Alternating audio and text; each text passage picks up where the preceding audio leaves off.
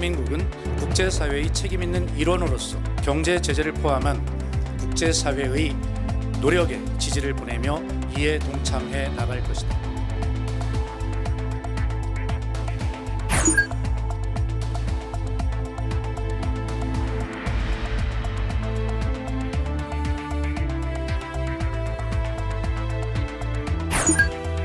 제3의 정치, 제3의 선택이 가능한 그런 정치 체제로 우리가 완전히 바꿔야 합니다. 저는 들은 바 없습니다. 그렇게 소신이 있으면 그렇게 실행을 하시면 되지 않겠습니까? 그동안에 이행하지 않으신 거, 또 정치개혁 선거법 바꿔놓고 배신한 거, 이게 문제이기 때문에 더불어민주당이 선거에 활용하지 말고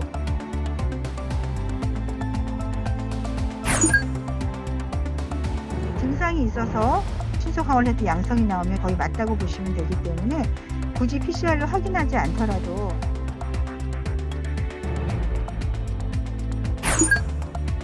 우리는 일본 정부가 바다에 오염수를 버리려는 것에 대해서 적극적으로 반응하고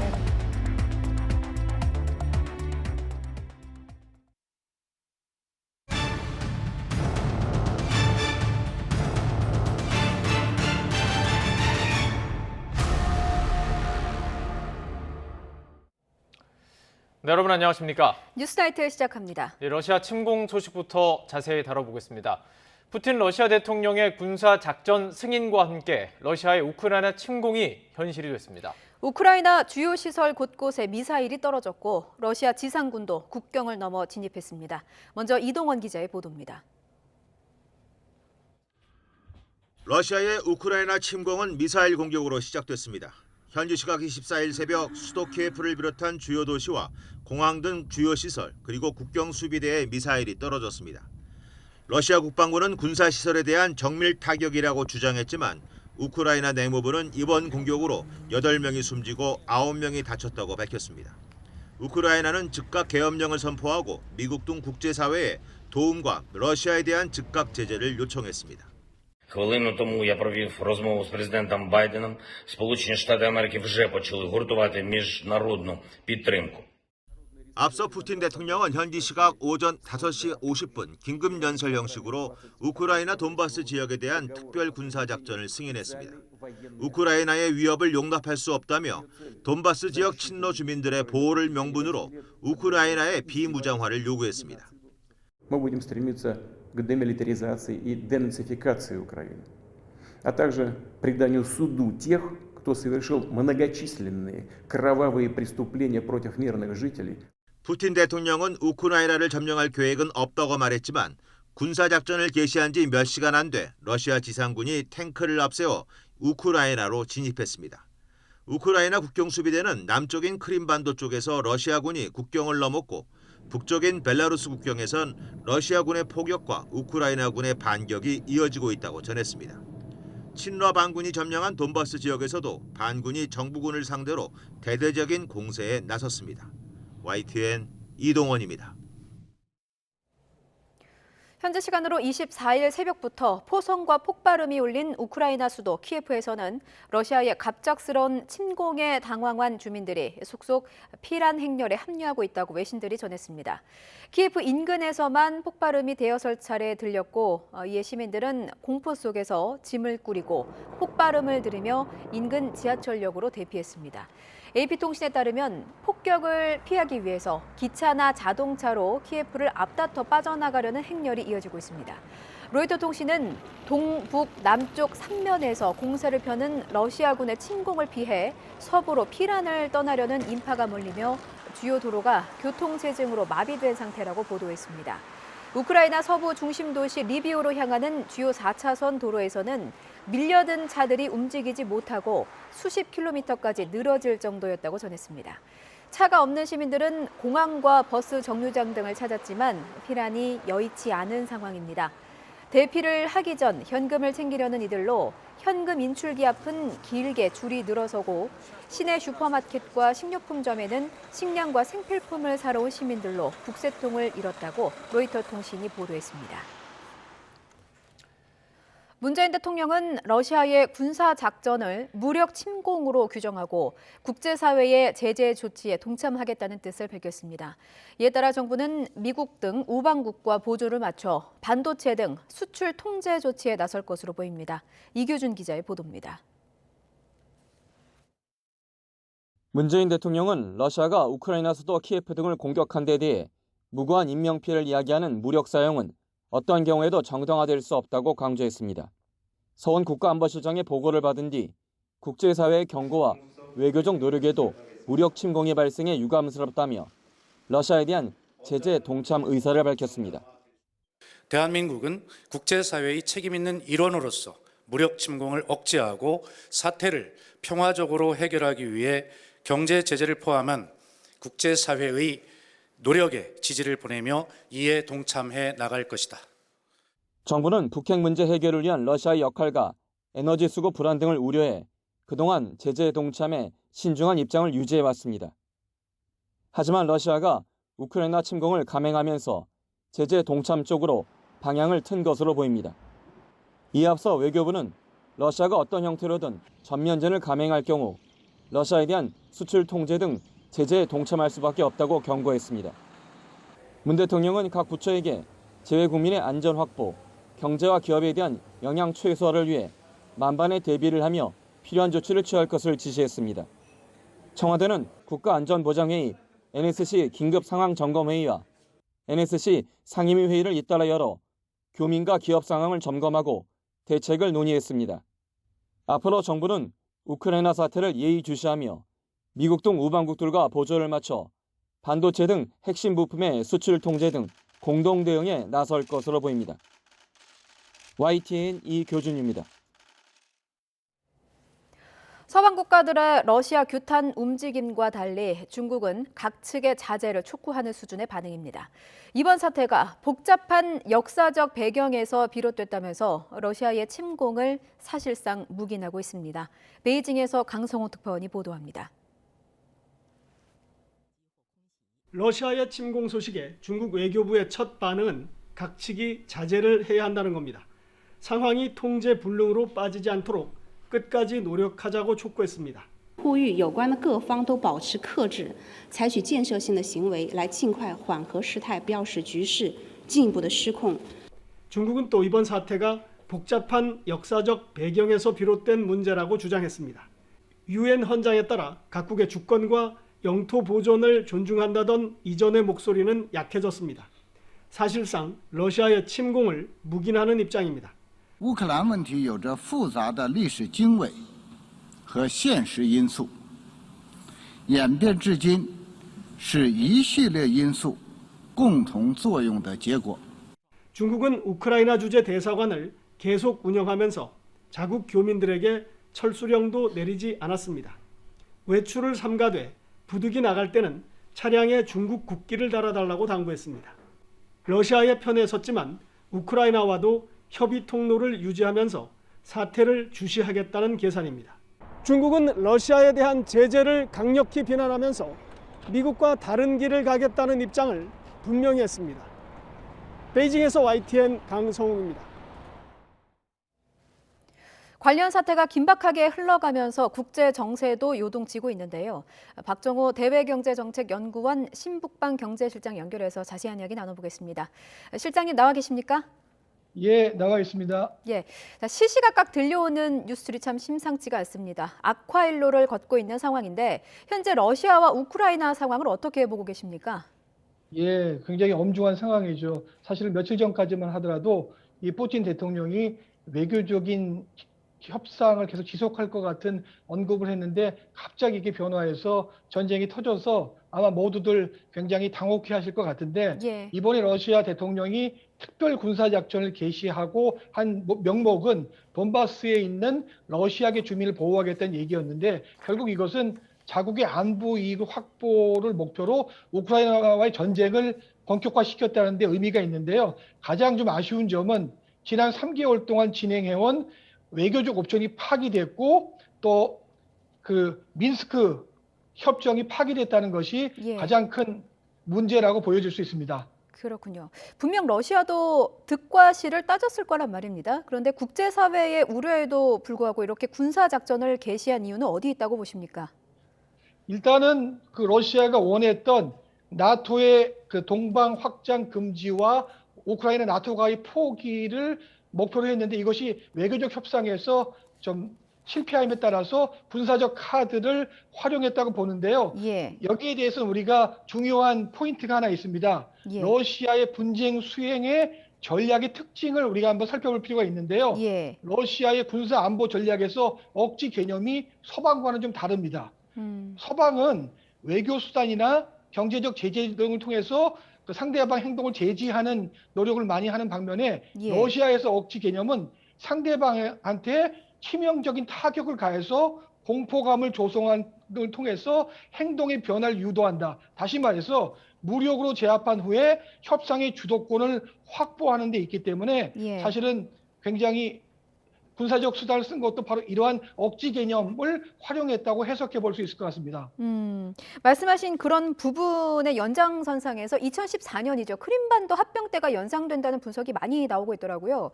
네, 앞으로 맞습니다. 예, 러시아의 군사작전 전개 양상은 어떻게 될 것으로 예상하십니까?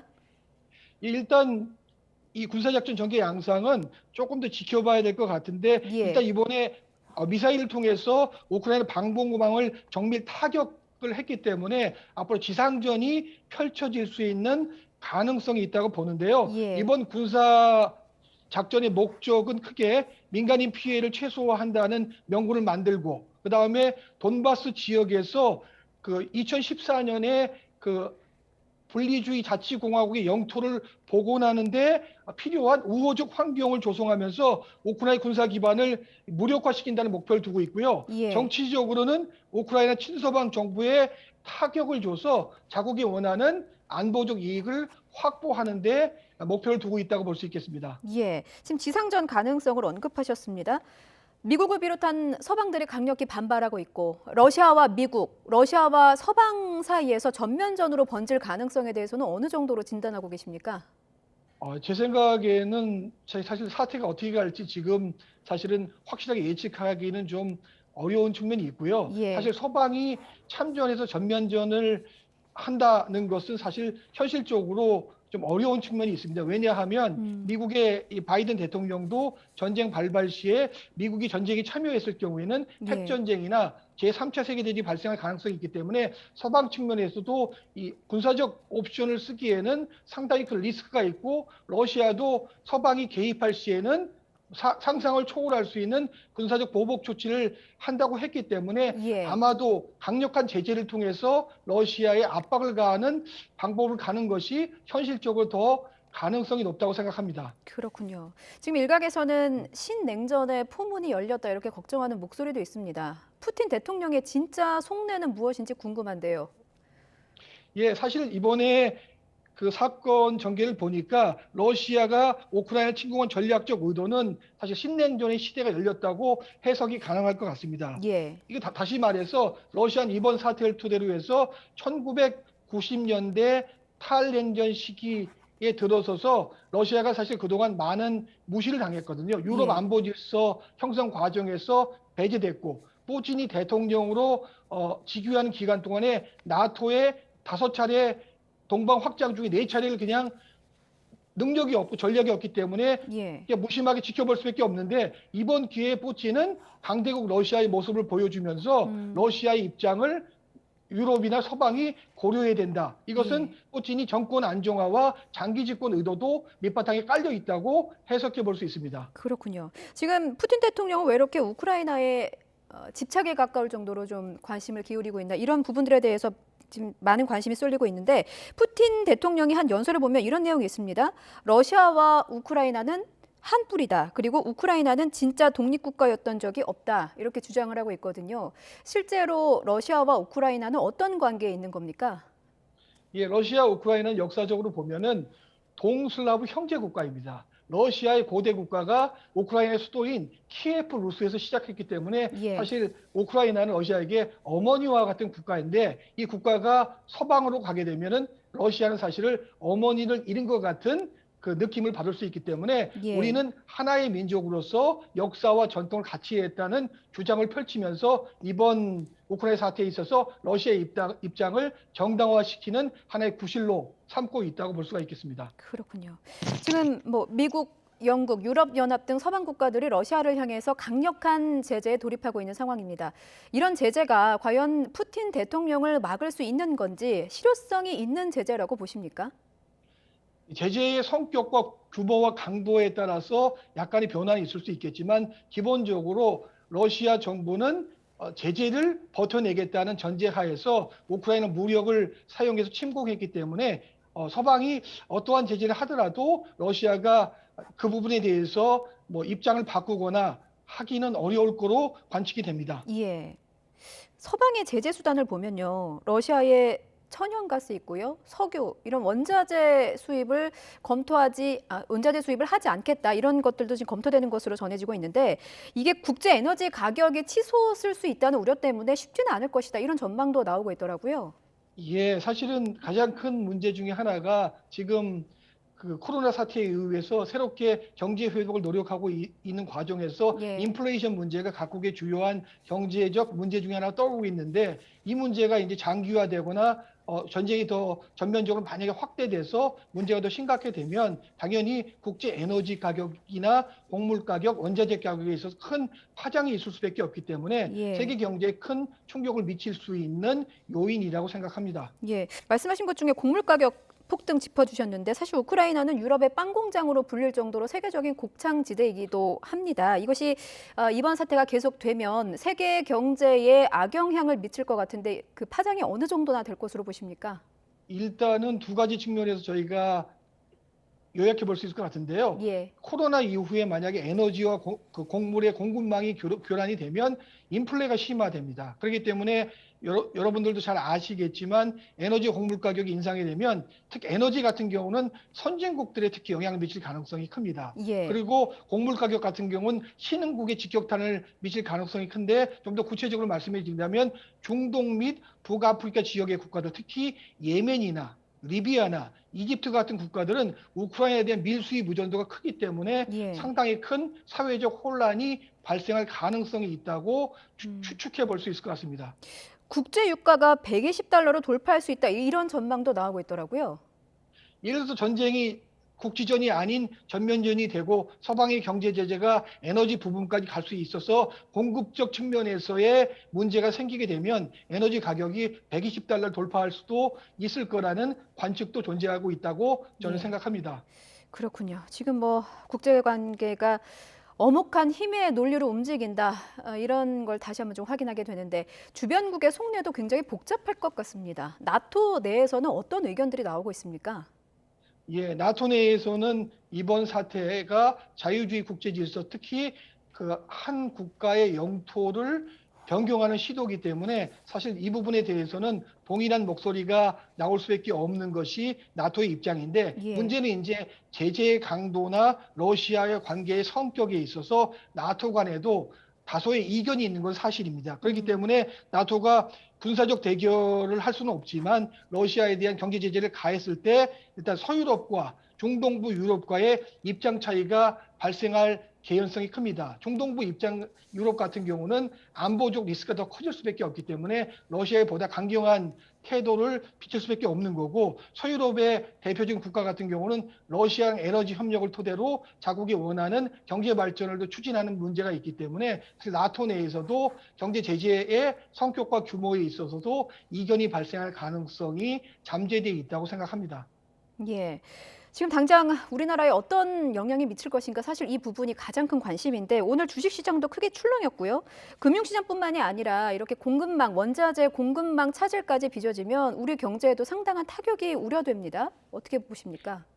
예, 당연히 이 전쟁이 첨예화되면 저희 경제에도 사실은 영향을 받을 수밖에 없죠. 그럼 세 가지 측면에서 우리가 볼 수 있는데 예. 첫째, 에너지 공급망이 교란되면 인플레이션이 아무래도 우려가 되니까 예. 금리 인상 문제에 있어서도 이게 가속화되고 또 자본 유출 문제라든지 생길 수 있기 때문에 자본시장의 변동성이 확대될 가능성이 있고요. 둘째는 원유 공급 충족 시에 원자력 가격이 좀 급등하게 되고 그렇게 되면 산업 경쟁력 문제에도 문제가 생길 수 있기 때문에 수출량 감소에 따른 경기가 둔화될 가능성이 있기 때문에 사실은 우리나라의 경우 이제 화석 연료 의존도가 상대적으로 높은 제조업 상품 수출에서도 영향을 미칠 수 있기 때문에 사실은 중요한 문제라고 볼 수가 있겠습니다. 예, 지금 한치 앞을 예측할 수 없기 때문에 더 이상 확전되지 않기만을 바라는 마음입니다. 여기까지 듣겠습니다. 지금까지 박정호 대외경제정책연구원 신북방 경제실장이었습니다. 오늘 말씀 잘 들었습니다. 예, 감사합니다.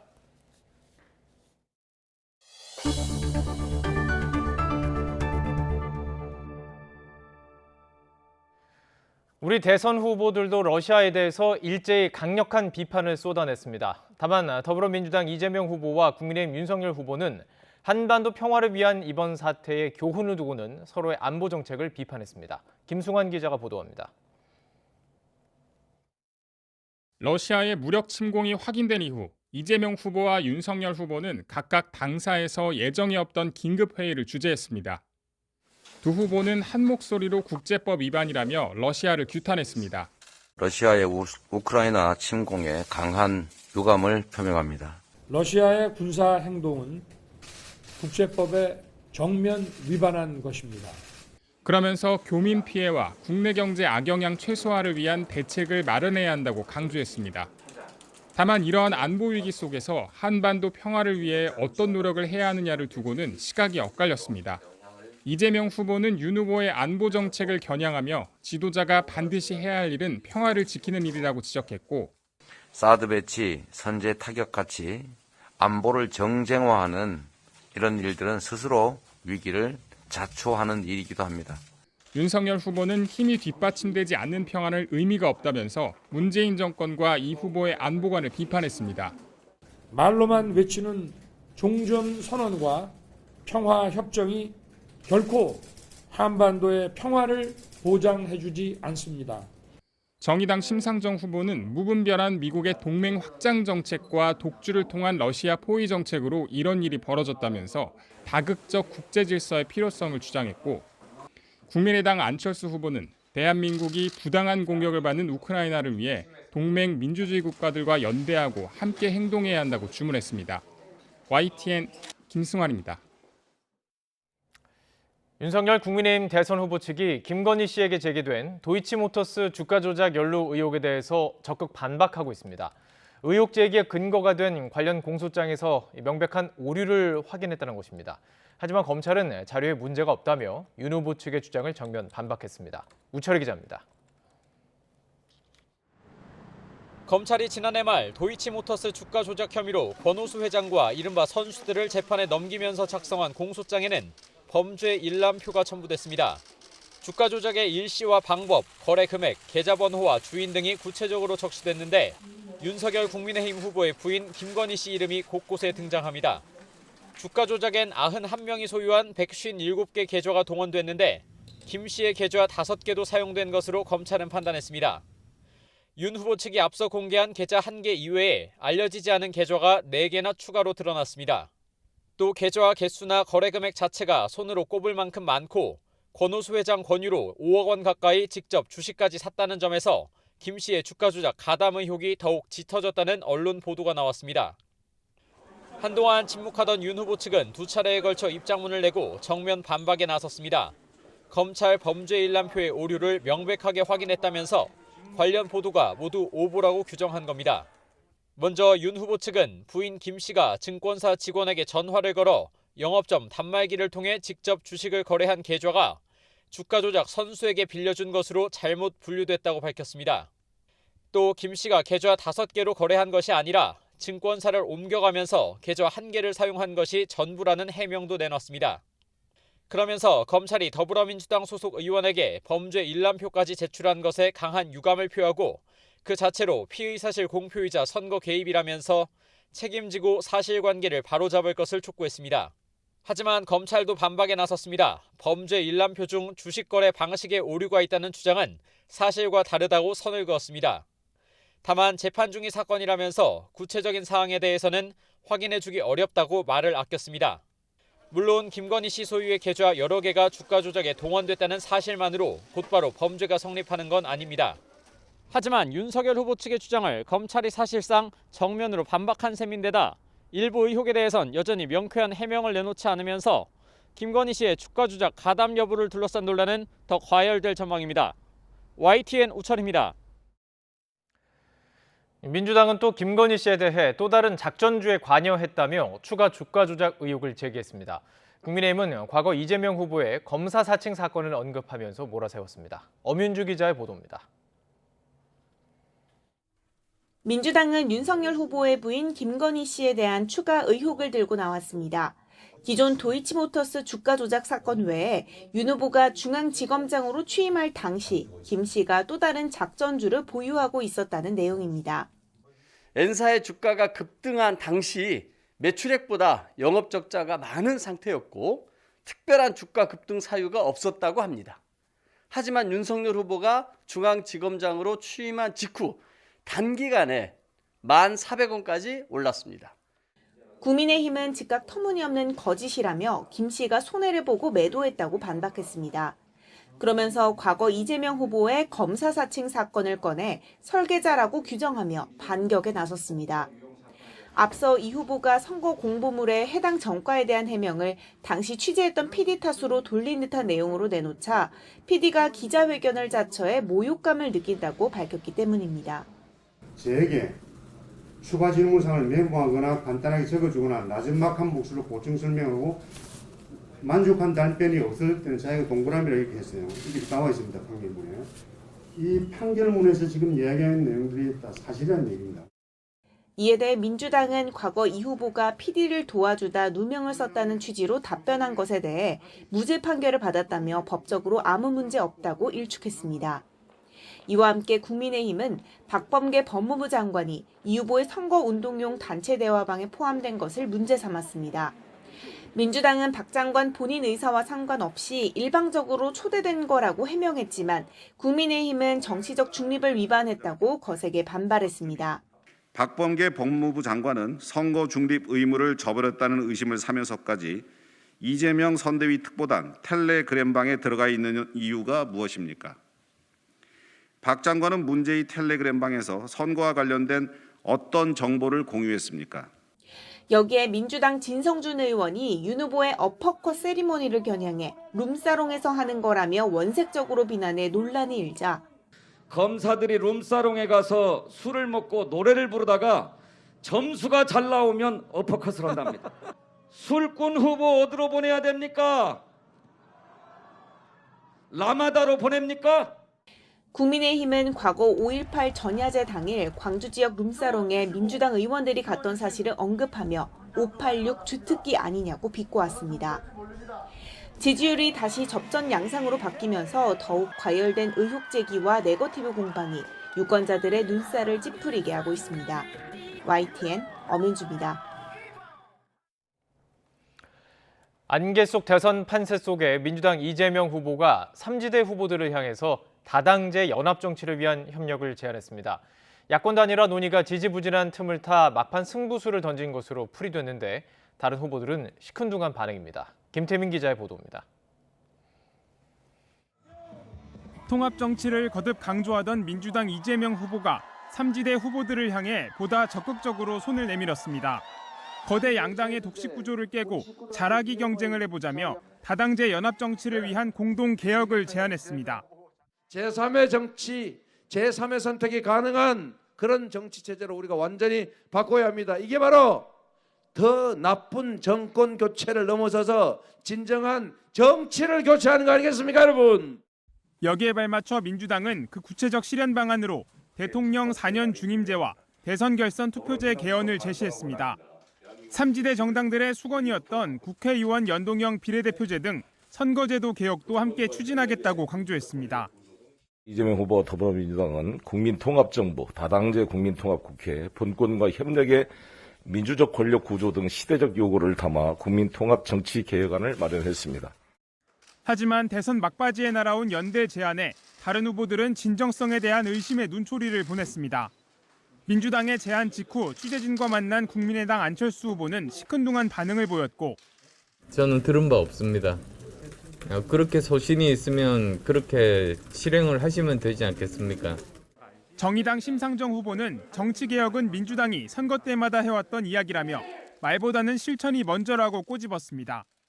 그동안에 이행하지 않으신 거, 또 정치개혁 선거법 바꿔놓고 배신한 거, 이게 문제이기 때문에 더불어민주당이 선거에 활용하지 말고. 새로운 물결 김동연 후보 역시 문제는 진정성과 실천에 있다며 민주당이 선거 전략만 고민하는 양치기 소년은 아닌지 의문이라고 지적했습니다. 국민의힘은 민주당의 연대 제안을 두고 진정성 없는 계약쇼이자 선거용 고육지책이라고 맹비난했습니다. 대선을 10여일 앞두고 아슬아슬하게 이어지는 초박빙 판세를 깨기 위해 민주당은 연합전선 구축이란 막판 승부수를 던졌지만 당사자들의 싸늘한 반응 속에 그 효과는 미지수로 남을 전망입니다. YTN 김태민입니다. 정부가 의료진이 시행하는 신속 항원 검사에서 양성이 나오면 확진으로 판단하고 치료와 격리가 가능하도록 하는 방안을 검토하고 있습니다. 또 침을 이용한 PCR 검사가 정식 허가를 받는다면 방역 당국이 사용을 검토하기로 했습니다. 이동우 기자가 보도합니다. 코로나19 환자가 급증하면서 PCR 검사를 받으려는 줄이 길게 늘어서 있습니다. PCR 검사 용량이 턱 밑까지 차올라 번호표를 주며 다음 날에 검사하기도 합니다. 이런 상황에서 의료진이 시행하는 신속 항원 검사의 경우 양성률 정확도가 90%를 넘어선다는 판단에 따라 정부는 신속 항원 검사 양성 결과만으로 확진 판정을 내리는 방안을 검토 중입니다. 신속 항원 검사 이후 PCR 검사에 따른 확진까지 하루 이상의 공백이 생기면서 가족들 간의 추가 확산의 위험이 커지고 치료제 투여도 늦어진다는 우려 때문입니다. 특히 코로나 감염으로 아픈 환자들에게 선별 검사소까지 이동해 PCR 검사를 받게 하는 것이 맞느냐는 현장 의료진의 의견도 이어졌습니다. 하지만 전문가들의 의견은 엇갈렸습니다. 증상이 있어서 신속 항원을 해도 양성이 나오면 거의 맞다고 보시면 되기 때문에 굳이 PCR로 확인하지 않더라도 일반 관리군은 그냥 스스로 자가격리하는 거고, 또 고위험군 같은 경우도 PCR을 하게 되면 하루 이상 시간이 걸리잖아요. 그 경우에는 그냥 바로 치료제를 처방할 수 있게 하는 것이 약 24% 정도의 위양성률이 있기 때문에 팍스로비드를 처방할 경우 감염이 되지 않았는데 즉 다른 감염증인데 팍스로비드를 처방하는 그런 낭비가 있을 수가 있어요. 좀 더 좀 검토해 볼 필요가 있다고 생각합니다.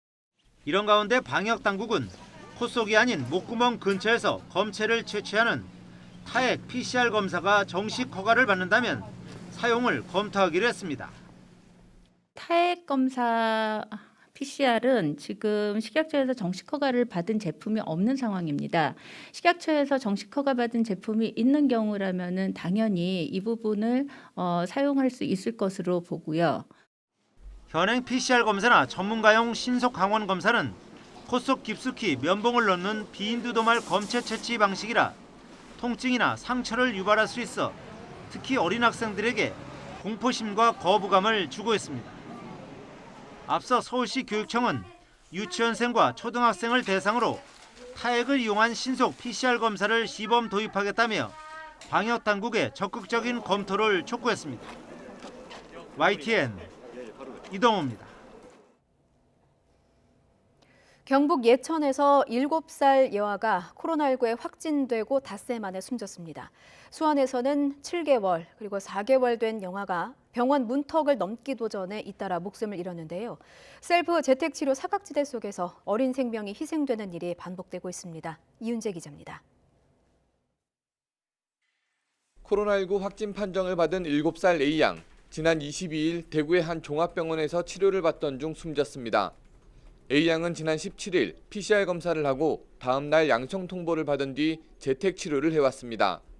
재택치료 사흘째 가슴과 배에 통증을 느껴 보건소에 알렸고 1시간 반 만에 병상을 찾아 영주 적십자병원에 입원했습니다.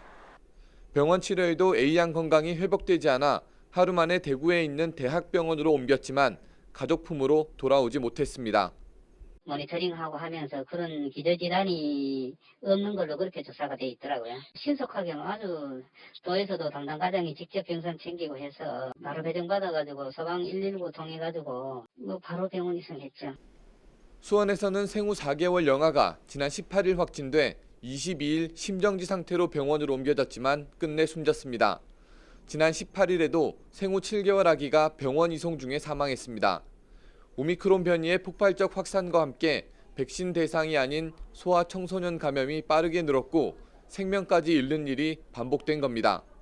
11세 이하 소아의 경우에는 현재 예방접종이 대상이 아닙니다. 백신 접종을 받지 않다 보니 오미크론에 대한 저항력이 약한 측면이 지금 확진자 증가세로 좀 귀결이 되고 있는 것으로. 특히 영유아는 고열이 지속할 경우 성인보다 위험하고 의사 표현이 서툴러 치료 시기를 놓칠 가능성이 큽니다. 이른바 셀프 재택 치료를 하다 의료진 손길이 닿기 전에 병세가 악화할 수 있다는 겁니다. 정부는 늘어나는 소아 응급 상황에 신속하게 대응하기 위해 소아 전문 응급센터를 만들겠다고 밝혔습니다. 하지만 확진자 폭증에 의료진마저 부족해 어린 생명의 희생을 막을 대책이 되기에는 부족하다는 우려가 제도 시행 전부터 나오고 있습니다. YTN 이윤재입니다.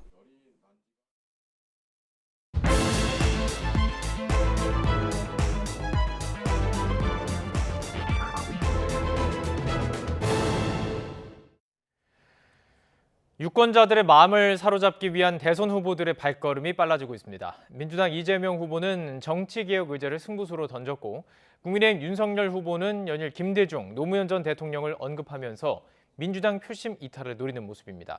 현재 민심 흐름도 함께 짚어보죠. 나이트 포커스 오늘은 김민하 시사평론가, 김수민 시사평론가와 함께합니다. 안녕하십니까? 안녕하세요.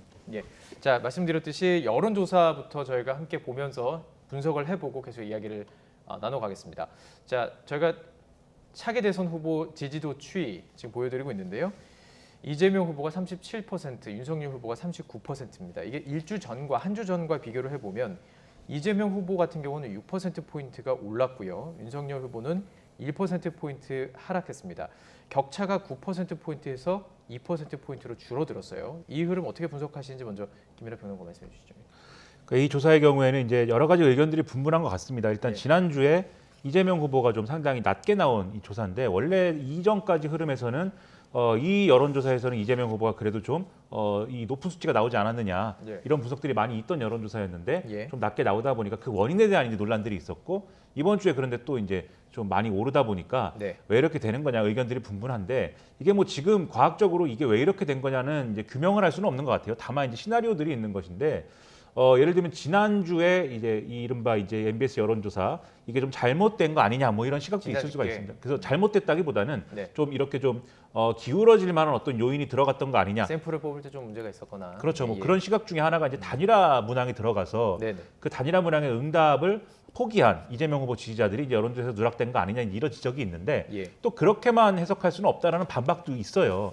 그래서 그렇게만 보기는 어렵지만 그런 것도 일부 영향을 미쳤을 가능성도 있겠고 그리고 워낙 이제 지난주에 윤석열 후보하고 이재명 후보 간의 격차가 이제 커졌다라는 여론조사 결과들이 발표가 많이 됐습니다. 이런저런 여론조사들이. 그러다 보니까 이재명 후보 지지층이 상당히 좀 위기감을 느끼는 그러한 국면들이 온 것 같아요. 그래서 예를 들면은 그 직접적인 어떤 이 위기감을 느끼게 했던 사건 중에 하나가 이 이낙연 전 대표의 측근 중에 한 명이 윤석열 후보를 지지선언하고 이런 것들이 파장이 좀 크지 않았습니까?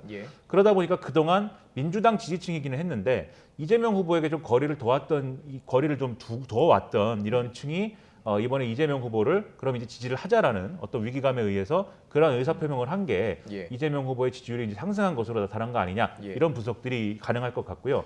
반면 윤석열 후보의 경우에는 지금 이제 지지율이 뭐 오르는 흐름으로 볼 수 없고 다소 이제 정체된 흐름이다라고 이 결론을 내릴 수가 있을 것 같은데 이게 아무래도 선거 막바지로 갈수록 특히 이제 안철수 후보의 지지율이 빠지면서 윤석열 후보는 꾸준히 이제 좀 양 진영의 결집과 더불어서 좀 상승세였거든요. 근데 좀 정체 시기가 된 것은 아무래도 지난 주말에 안철수 후보가 단일화 결렬을 이제 입장을 이제 얘기를 했기 때문에 그러다 보니까 이제 좀 정체 상태로 온 거 아니냐 이렇게 해석할 수 있는 여론조사로 보입니다. 다각적으로 지금 분석을 해주셨습니다. 그렇다면 지금 만약에 MBS 조사의 뭐 샘플링 과정에 문제가 있었는지 모르겠지만 그렇다면 계속 이 추이가 계속 갔다는 거예요. 그렇다면 결국에는 박빙의 승부가 뭐 계속 이어지고 있다 이렇게 좀 볼 수 있는 거 아닐까요? 네, MBS 조사는 지난주 결과 때문에 아직까지 좀 마음 놓고 이 추세에 대해서 진단하기가 어렵다라고 하는 특징이 있습니다만 예. 다른 여론조사들하고 뭐 오늘 어제 이 정도 조사들을 좀 견져보면 이재명 후보가 어느 정도 좀 따라오고 있다. 그러니까 윤석열 후보가 본격 선거운동 초반에는 기세를 냈다라고 볼 수 있다면 이제 예. 이재명 후보 쪽도 따라오고 있다, 붙었다, 혹은 살짝 앞질릴 수도 있다 이런 정도로 판세가 정리가 좀 되는 것 같습니다. 이것이 이제 어떤 이유에서 또 어떤 상황으로 펼쳐지고 있는 것인지 이걸 네. 조금 분석을 해보자면 이재명 후보에 대해서 이재명 후보 지지율에 대해서 계속해서 지적이 되어 왔었던 것이 문재인 대통령 긍정평가율보다 낮다, 좀 차이가 있다라고 하는 그런 측면이었거든요. 예, 그렇다면은 또 한편으로는 계속해서 여론조사에서 정권 교체 여론 같은 경우는 정권 연장 여론보다 좀 압도적으로 높게 나타나는 그런 흐름이었습니다. 여기서 좀 유추를 해보자면은 이런 경우에서는 좀 이재명 후보를 지지하는 지지자들이 목소리를 좀 크게 내기 어려운 그런 측면들이 있다라고도 한번 해석을 해볼 수 있는 거거든요. 네. 여론 분석계에서도 샤이 이재명이라는 샤이 말이 이재명. 나올 정도로 이재명 후보 쪽이 좀 결집이 늦었다라고 볼 수가 있겠는데 막상 네네. 이제 일단은 이렇게 선거 국면에 돌입을 했고 예. 또 유력하게는 사실 기호 1, 2번을 주로 보고 많은 사람들이 결정을 하는 그런 상황이란 말이죠. 예. 근데 이제 문재인 정부에 대해서 긍정평가를 하면서도 이재명 후보에 대해서 지지하지 않았던 사람들은 국민의힘에 대한 거부감 이런 것들을 좀 강하게 갖고 있습니다. 예. 연령대로는 이제 40대, 50대 쪽에 많이 있을 것이고 직업적으로는 화이트 칼라 이쪽에 있을 텐데 이쪽에 여론들이 그래도 국민의힘은 아니지 않느냐라고 하는 그런 생각 때문에 좀 더 결집을 하고 있는 그런 상황이 이재명 후보 지지율이 조금 오르는 이런 결과로 이어진 것이 아닌가 그렇게 보여집니다. 조금 전에 보여드렸던 그래픽을 다시 보여주시면 좋을 것 같은데요. 뭐 단순히 이제 대선 후보로 누구를 지지하느냐 이게 아니라 왜 지지하느냐라는 이유를 물은 지금 여론조사가 나왔습니다.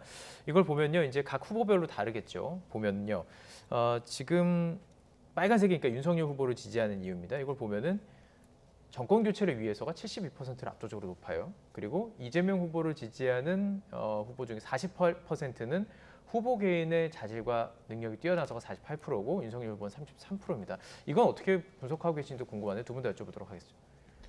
일단 이제 이 정권 교체 여론은 이제 정권 교체를 할 수 있는 가능성이 큰 윤석열 후보 쪽으로 좀 쏠리고 있다 이렇게 봐야 되겠죠. 네. 그리고 이제 이재명 후보를 지지하는 흐름은 지금 말씀하셨듯이 이제 인물론, 그러니까 능력이 좀 유능함이 있다. 이걸 지금 많이 평가를 하고 있는데 그런데 실제로는 유권자들이 그렇게 느끼는 부분들이 분명히 이제 반영되고 있겠습니다만 여기에 더불어서 좀 이제 각각의 정파가 이 후보가 정말 자격이 있는 후보이다라고 얘기하는 논리가 또 일부 반영된 부분이 있거든요. 예를 들면은 국민의힘은 윤석열 후보가 이제 좀 이겨야 되는 이유에 대해서 정권 교체를 해야 되기 때문이다를 가장 강하게 얘기하는 것이고 지지층이 그러니까 선택을 했던 사람들이 왜 선택을 했느냐 물어봤더니 지지층이 지지하는 이유를 밝혔네요. 조금 수정해서 말씀드리겠습니다. 정확하게. 그렇습니다.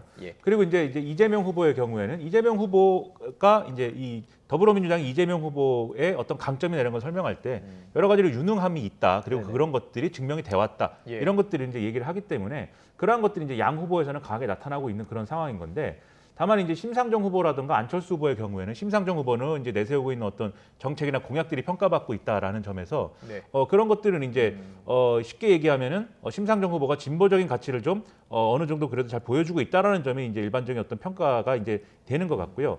그리고 이제 안철수 후보의 경우에는 다른 후보가 되는 게 싫어서라는 응답이 좀 많은 것 같아요.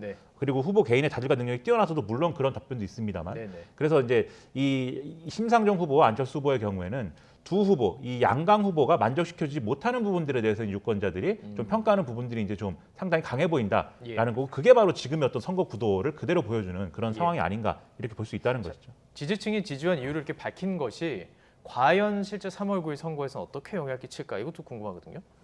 네, 일단은 뭐 지지층 입장에서 특히 정권 교체를 위해서 윤석열 후보를 지지한다, 또 자질이 뛰어난 것 같아서 이재명 후보를 지지한다라고 하는 분들은 특히나 선택을 좀 안 바꿀 가능성이 높다라고 볼 수가 있겠습니다.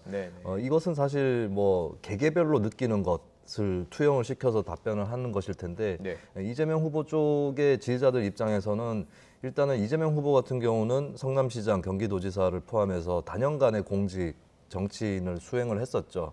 그리고 그동안에 정책적으로 뭐 찬반 양론은 분분할 수 있겠지만 정책적 화두라든지 이런 것들 여러 가지 던져왔었고 또 이제 TV 토론 같은 경우도 물론 호불호는 갈릴 수는 있겠지만 어떤 사안이든 간에 응답을 하는 이런 모습을 보여왔습니다. 그런 것들을 좀 윤석열 후보는 정치에 입문한 지 오래되지 않았기 때문에 좀 더 높게 평가를 하는 그런 분위기가 확실하게 나타나는 그런 측면이 있고, 그리고 이제 이재명 후보가 아까 말씀드렸다시피 문재인 대통령의 긍정평가율보다 밑도는 지지율을 보였던 여러 이유가 의혹이라고 저는 보거든요. 대장동 의혹을 포함해서 어떤 도덕성에 대한 좀 찜찜함 이런 것들이 있었는데 네네. 어쨌든 지지층 입장에서는 능력으로는 가장 앞서고 있지 않느냐 이 논리를 갖고 있고, 이게 묘하게도 결국에 지지층이 갖고 있는 주요 논리가 예. 후보의 슬로건이나 홍보 전략으로도 나타난다. 이번에 이재명 후보가 선택한 공보물이라든지 포스터에서 나타난 슬로건이 바로 위기에 강한 유능한 대통령 이런 기조였습니다. 그대로 이제 이어지고 있다라고 볼 수가 있겠고, 각 후보의 캠페인이 연결되는군요. 그렇습니다. 이게 자연스럽게 후보 따로 뭐 지지층 따로 가는 게 아니라 지지층 중에 핵심 지지층의 어떤 감각이라든지 이런 것들이 후보하고 연결되는 측면이 있는 거거든요. 그렇다면 이제 정권 교체 같은 경우는 물론 윤석열 후보가 정권 교체 이렇게만 슬로건을 내걸 수는 없는 거기 때문에 국민이 키운 윤석열 이런 식으로 또 만들어지게 됐는데, 어쨌든 이것이 이제 정권 교체라고 하는 것만으로는 어떻게 보면 빈곤할 수도 있습니다. 근데 지지층 입장에서는 정권 교체라는 말을 놓을 수가 없는 거예요. 네. 예, 왜냐하면은 사실 이 정부, 문재인 정부가 시작할 때만 해도 민주당이 굉장한 우위로 시작을 했었고, 사실 많은 사람들이 그 다음 정부도 어떤 예전에 자유한국당, 새누리당 계열의 그 정당에서 정권을 잡기는 어려울 거다라는 생각들을 많이들 하셨습니다. 특히나 2020년 총선까지만 해도 민주당이 180석의 의석을 얻었던 그런 압도적인 우위에서의 그런 정치 지형이었는데, 이것을 이제 윤석열 후보가 바꿔냈다라고 하는 것, 이것 때문에 이제 야권 대표 주자로서 이제 등극을 한 것이기 때문에 그 관성과 그 기세가 계속 실려 있어서 그래서 정권 교체라고 하는 것을 특히나 윤석열 후보를 지지하는 이유로 꼽고 있는 것이고, 실제로 윤석열 후보 지지자들도 일상적으로 뭐 사석에서도 주로 정권 교체라는 단어를 얘기하게 되는 그런 또 상황까지 이른 것 같습니다. 예, 알겠습니다. 또 흥미로운 여론조사가 하나 있어가지고요. 그 그래픽도 함께 보여주시죠. 어제 아주 뭐 물고 물리는 폭로전이 좀 있었습니다. 국민의당과 국민의힘 측에서 단일화에 대한 뭐 이태규 위원장의 폭로, 그다음에 이준석 대표의 폭로가 있었어요. 이 과정을 보면서 여러 분석들이 있었습니다. 나중에 혹시 이게 단일화가 결렬된 거에 대해서 책임 전가요가 아니냐 이런 분석도 있었어요. 근데 지금 여론조사를 봤더니 단일화 결렬의 책임은 누가 져야 되는가라는 질문을 했습니다. 윤석열 후보 측이 좀 높게 나왔네요. 그렇죠. 아무래도 안철수 후보가 제안을 한 것이고, 그 제안에 대해서 이제 윤석열 후보가 제대로 답을 하지 않아서 안철수 후보가 그러면 내 제안은 이제 거부된 것으로 간주하겠다라는 취지에서 이제 결렬을 선언한 거잖아요. 네네. 이 과정을 그대로 이제 납득을 한다면은 윤석열 후보가 그러면 이렇게 안철수 후보가 제안한 것을 이게 어쨌든지 간에 그게 여론조사를 통한 단일화라는 게 가능했든 그렇지 않든 간에 좀 수용을 하고 그 방법론에 있어서는 좀 차이를 좁혀가는 그런 방식이었으면은 이게 모르겠는데 지금 답을 안 했다고 하니 그러면 이제 단일화가 결렬된 것이 아무래도 윤석열 후보의 책임이 아니냐 이렇게 생각하는 지지층이 좀 많아지는 그런 흐름이 있는 것이죠. 그래서 또 반면 완전히 그럼 안철수 후보에게 뭐 책임이 없다고 지금 보는 거냐, 그렇지도 않은 것 같아요. 결국은 32%니까요. 안철수 후보가 결렬을 본인이 선언한 것이고 또 이제 그러한 이제 영향으로부터 이제 지금의 국면이 온 거니까 그런 평가도 있는 것 같은데, 문제는 앞서 말씀하셨듯이 그러면 책임론이라는 게 결과적으로는 이 책임론이라는 게 어떻게 작용할 거냐의 문제에서 보면은 윤석열 후보에게 책임이 있다라고 하는 것에 있어서는 이제 다소 이제 정권 교체에 기대를 걸었던 계층이 윤석열 후보를 지지하기보다는 예를 들면 부동층으로 남는다거나 이럴 가능성이 이제 생기는 거 아니겠습니까?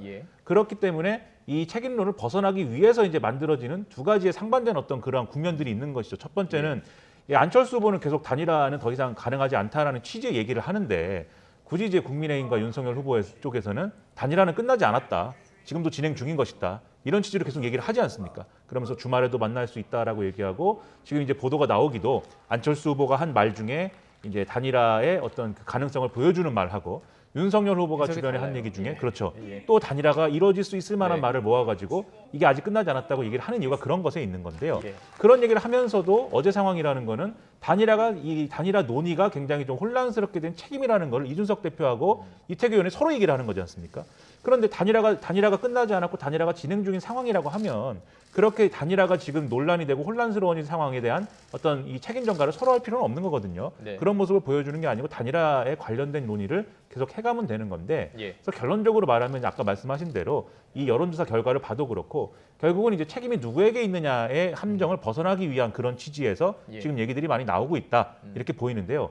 그렇다고 해서 뭐 단일화가 완전히 물 건너갔다 이렇게 얘기하기는 또 평론가는 어렵죠. 그렇게 얘기하기가 예, 예. 여전히 가능성은 남아 있지만 그 가능성이 큰 것 같지는 않다 이런 생각입니다. 가능성이 크지는 않지만 그래서 이 여론조사를 보면서도 많은 생각이 잠길 것 같습니다. 양측에서도 끝까지 이것을 가봐야 되는 것이냐. 이게 과연 실제 대선에도 영향을 끼칠 것이냐 이런 고민들이 있을 것 같아요. 네, 다들 뭐 대선 당일에 어떤 일이 펼쳐질지 이런 것들 걱정도 많이 있을 것 같고 네. 이후에 또 상황에 따라서 시나리오에 따라서 어떻게 해야 될지 고심들이 있을 것 같습니다. 근데 일단은 이런 고심에서 불리한 쪽은 덩치가 더 큰 국민의힘 쪽인 건 맞다라는 거를 좀 그것이 바로 이제 여론조사에서도 드러난 것이 아무래도 덩치가 큰 쪽에다가 책임을 더 묻게 되어 있는 그런 구조가 여론조사에서도 그대로 드러난 것이 있고 그리고 국민의당 같은 경우는 원래 처음부터 단일화 제안을 굉장히 뾰족한 조건을 걸어서 제안을 했습니다. 그리고 이거를 들어주지 않는다면 그냥 가겠다라고 굉장히 분명하게 얘기를 해버렸기 때문에 스스로도 선택의 여지가 별로 없을 뿐더러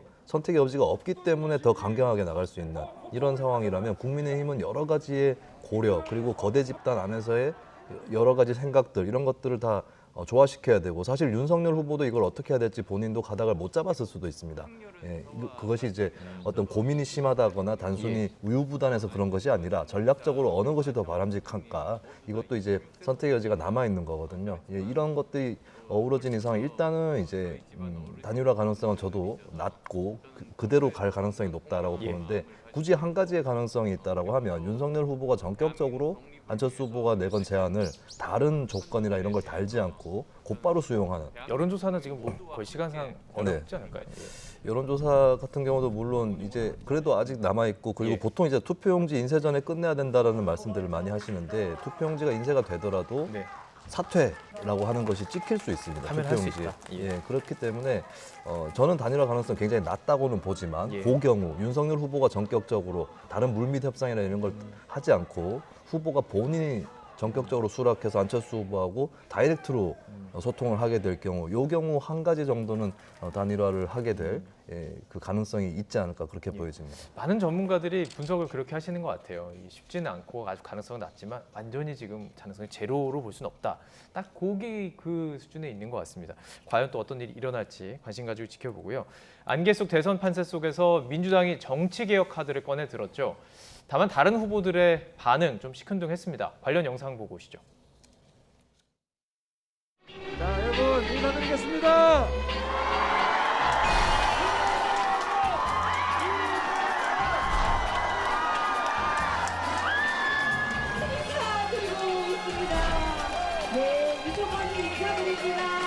이 가슴이 터지도록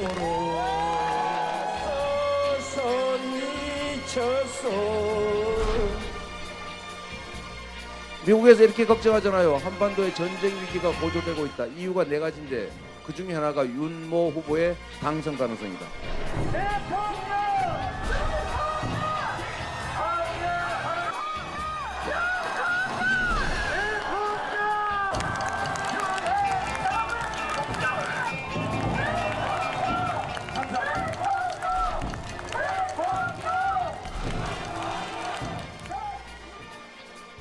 이 8,500억 김만배 일당 몇 사람 호주머니에 다 들어가고 없어진 걸까요? 아니면 많은 공범들이 갈라먹었을까요? 이런 사람이 이 민주당의 대통령 후보가 됐습니다.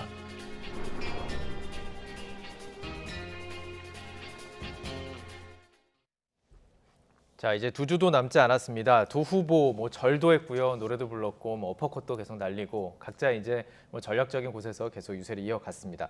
자, 민주당 얘기, 이재명 후보 얘기부터 좀 해보죠. 송영길 대표가 긴급 기자회견을 열었습니다. 그리고 이제 밝혔습니다. 어떤 걸 밝혔냐면 정치 개혁안을 제안을 했습니다. 이게 하나하나가 상당히 복잡한 얘기고 그동안 우리들이 몇 번씩 다뤘던 내용이기도 해요. 뭐 4년 중임제, 다당제, 대선 결선 투표제, 국회의원 연동형 비례대표제, 권역별 비례대표제까지 다 포함시켰어요. 네. 이걸 지금 제시를 한 겁니다. 이 시기에 어떻게 보셨습니까? 일단은 여기서 좀 이질적인 게 하나 섞여 있는데요. 4년 중임제입니다. 그러니까 이 제도들이 왜 제한되냐면 다당제라고 하는, 그러니까 여러 정당들이 어우러지고 또 경쟁하면서 그렇게 정치가 나아가야 다양한 여론을 대변할 수 있고, 또 결정적으로 그 정당들의 차이가 있지만 가까운 정당끼리 연합을 해서 국회 과반을 이루면 그 정당 위주로 일단 국회가 운영이 되고, 또 국회의 운영에 따라서 행정부도 운영을 해나가는 이런 방안으로 이제 제시가 되는 것들이 뭐 의원 내각제라든지 이런 부분인데, 이제 의원 내각제보다는 조금 낮은 단계로, 그러니까 대통령은 그대로 직선 대통령이 있되 국회에서 추천을 하는 총리가 책임 총리가 되는 이 책임 총리제가 제한이 된 것이죠. 그리고 선거제도에서도 비례대표제, 그러니까 비례성을 강화하는, 지지율만큼의 의석수가 나오는 그런 비례성을 강화하는 제도를 만들겠다라고 하는 겁니다. 이런 제도들이 이제 어우러졌을 때는 선거를 하게 되면 단독으로 과반 의석을 차지하는 정당이 잘 없습니다.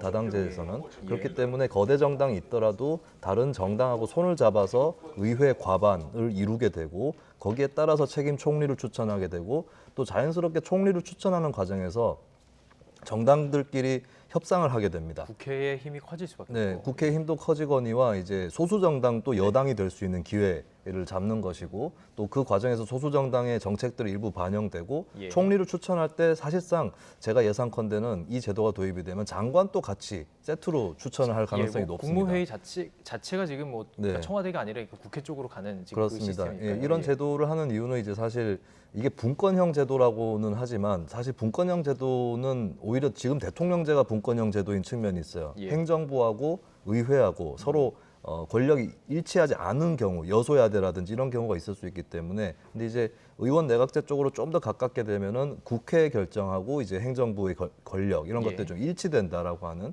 그런 속에서도 이제 양당제를 깨는 다당제, 그러니까 소수 정당 입장에서도 생존 그리고 발전을 도모할 수 있는 제도를 만들겠다라고 하는 것이 이제 송영길 대표가 내놓은 이 제도들입니다. 근데 여기에 대해서 좀 시큰둥하게 소수 정당들이 받아들이고 있는 이유는 그 전까지 이런 제도에 대해서 굉장히 닫아놓고 논의를 했었거든요. 책임 총리제 같은 경우는 정의당에서도 굉장히 오래전부터 얘기를 해왔었는데, 2018년에 개헌 전국 때 정의당이라든지 이쪽에서 책임 총리제를 얘기를 하면 민주당에서는 이거 좀 바람직하지 않다. 아직까지는 좀 시기상조다, 이런 입장들이 많았고, 또 선거제도 같은 경우도 소수 정당들이 많이 추진을 해서 결국에 민주당을 설득해서 지난번에 준연동형 비례대표제 선거제 개혁 법안을 통과를 시켰는데, 그때 이제 법의 틈새를 타고 민주당하고 국민의힘이 위성정당을 만들어서 선거법 개혁을 사실상 분쇄시켰거든요. 근데 이런 경험들을 막 거치고 나서 지금 대선을 코앞에 두고 제안을 하니까 좀 시큰둥할 수밖에 없다라고 하는 게 있고, 그리고 이재명 후보하고 좀 싱크로율이 안 맞는 게 있어요. 그러니까 민주당 정치인들 중에서도 정세균 전 국회의장이라든지 이런 정치인들은 그 의원 내각제에 가까운 어떤 권력 구조의 개편, 그리고 다당제를 가능케 하는 선거제도 개혁, 이런 얘기를 굉장히 오랫동안 해왔습니다. 근데 주로 이재명 후보 같은 경우는 대통령제를 오히려 강력하게 하는 방향을 추구를 해왔었고, 4년 중임제 정도만 얘기를 해왔거든요. 4년 중임제 얘기했었죠. 네, 그렇기 때문에 좀 이재명 후보가 갑자기 또 이런 제안을 하는 걸 두고 이제 이게 어울리는가라고 하는 그런 의구심이 뭐 국민의당이나 정의당 입장에서는 또 생길 수밖에 없을 것 같습니다. 그러니까 결국 진정성이 핵심인 것 같아요. 진정성, 이게 정말 할 의지가 있느냐. 근데 어찌 보면 제3지대 후보들과 소수 정당에 있어서는 기회가 될 수 있는 거 아니겠습니까? 지금 하면 진짜로 원하는 것들을 취할 수도 있는 기회가 될 수 있는 거 아닐까요? 지금 이제 송영길 대표가 제안한 그 내용이 그대로 좀 실현이 된다고 하면 당연히 이제 소수 정당들에게는 좋은 기회가 되는 것이죠. 그런데 좀 의문은 이게 그러면 어떤 경우에는 이게 되는 것이고 어떤 경우에는 안 되는 것인가, 이게 좀 의문인 건데. 이게 지금 다 개헌이 돼야 되는 거잖아요. 그렇죠. 뭐 개헌도 돼야 되고 법도 바뀌어야 되고 여러 가지가 되는 건데, 그러니까 이 지금 명확하게 심상정 후보하고 안철수 후보, 김동연 후보에게 무엇을 제안한 거냐, 이게 좀 제가 볼 때는 애매합니다. 그러니까 이런 제도들에 동의를 하는 거냐를 물은 것인지. 근데 그것도 이제 좀 이 논리적으로 좀 매끄럽지 않은 게, 이미 주장해 왔던 것이거든요. 심상정 후보라든지 안철수 후보라든지 다 주장해 왔던 것들을 이 송영길 대표와 민주당이 한다고 얘기하면서 동의하느냐고 물어보는 게 조금 안 맞죠. 이게 결과적으로 뭘 제안하는 것인지, 그리고 뭘 대답해야 되는 것인지가 좀 불분명합니다.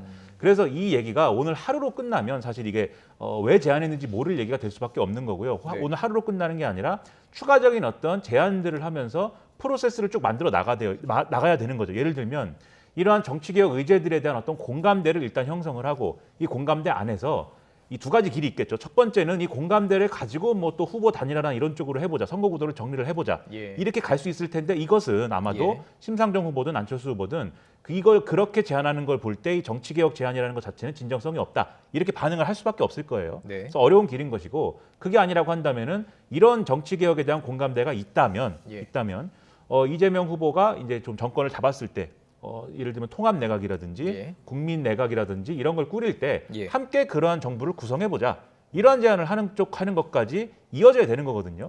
오늘 나온 얘기를 보면은 그러한 뉘앙스는 주고 있는데 구체적으로 제안하진 않았어요. 그래서 추가적으로 그러면 이재명 후보 본인이 다른 후보들에게 어떤 형식과 어떤 자리에서 어떻게 제안할 것이냐, 이걸 지켜볼 필요가 있겠고요. 그리고 그 제안을 어떻게 하느냐에 따라서 지금 말씀하신 진정성의 부분이 달라질 것인데 결과적으로는 이 메시지가 이 후보들에 있어서는, 그 안철수 후보, 심상정 후보들에 있어서는 좀 위협적인 것이 될 수가 있습니다. 이 선거에 있어서는요. 왜냐하면 만약에 그러한 형태로 이 통합 내각이라는 걸 꾸릴 테니까 같이 해봅시다라고 제안을 하게 되면 이 안철수 후보나 심상정 후보 입장에서는 본인들을 지지하는 지지층이 있을 거 아닙니까? 심상정 후보나 안철수 후보를 지지하는 지지층의 경우에는 이번에 안철수 대통령이나 심상정 대통령이 탄생하리라고 기대하기보다는 이번에 표를 좀 많이 줘서 그것을 미천으로 해서 앞으로 좋은 정치를 펼치면서 좀 존재감 있는 세력으로 거듭났으면 좋겠다, 이런 기대를 갖고 하는 것인데 만약 이재명 후보가 대통령이 돼서 그 충분한 어떤 정치적 역할을 이분들에게 맡긴다, 이 세력들에게 좀 배분한다라고 했을 때는 전략적으로 이재명 후보에게 투표하는 것도 뭐 말이 안 되는 건 아니지 않은가, 이런 생각할 수가 있어요. 근데 그것 때문에 결과적으로 안철수, 심상정 두 후보는 대선에서의 성적이 안 좋을 수 있는 것이죠. 그런 것들을 경계할 것이기 때문에 이게 안철수, 심상정 두 후보가 어떤 방향이든 환영하는 그런 모습은 갖춰지지 않을 가능성이 상당히 크다, 이렇게 좀 생각이 됩니다. 자, 지금 저희가 얘기를 나눠봤습니다. 그리고 이재명 후보의 제안까지도 말씀을 해주셨는데 통합 정부의 필요성도 강조를 했죠. 저희가 녹취를 준비했는데 한꺼번에 들어도 좋을 것 같습니다. 자, 우선 송 대표가 이야기했던 부분, 그리고 그것에 대한 심상정 후보의 반응도 모아봤고요. 안철수 후보의 반응도 모아봤고요. 이재명 후보의 통합 정부 필요성을 강조하는 내용까지 같이 함께 듣고 이야기 나눠가도록 하겠습니다.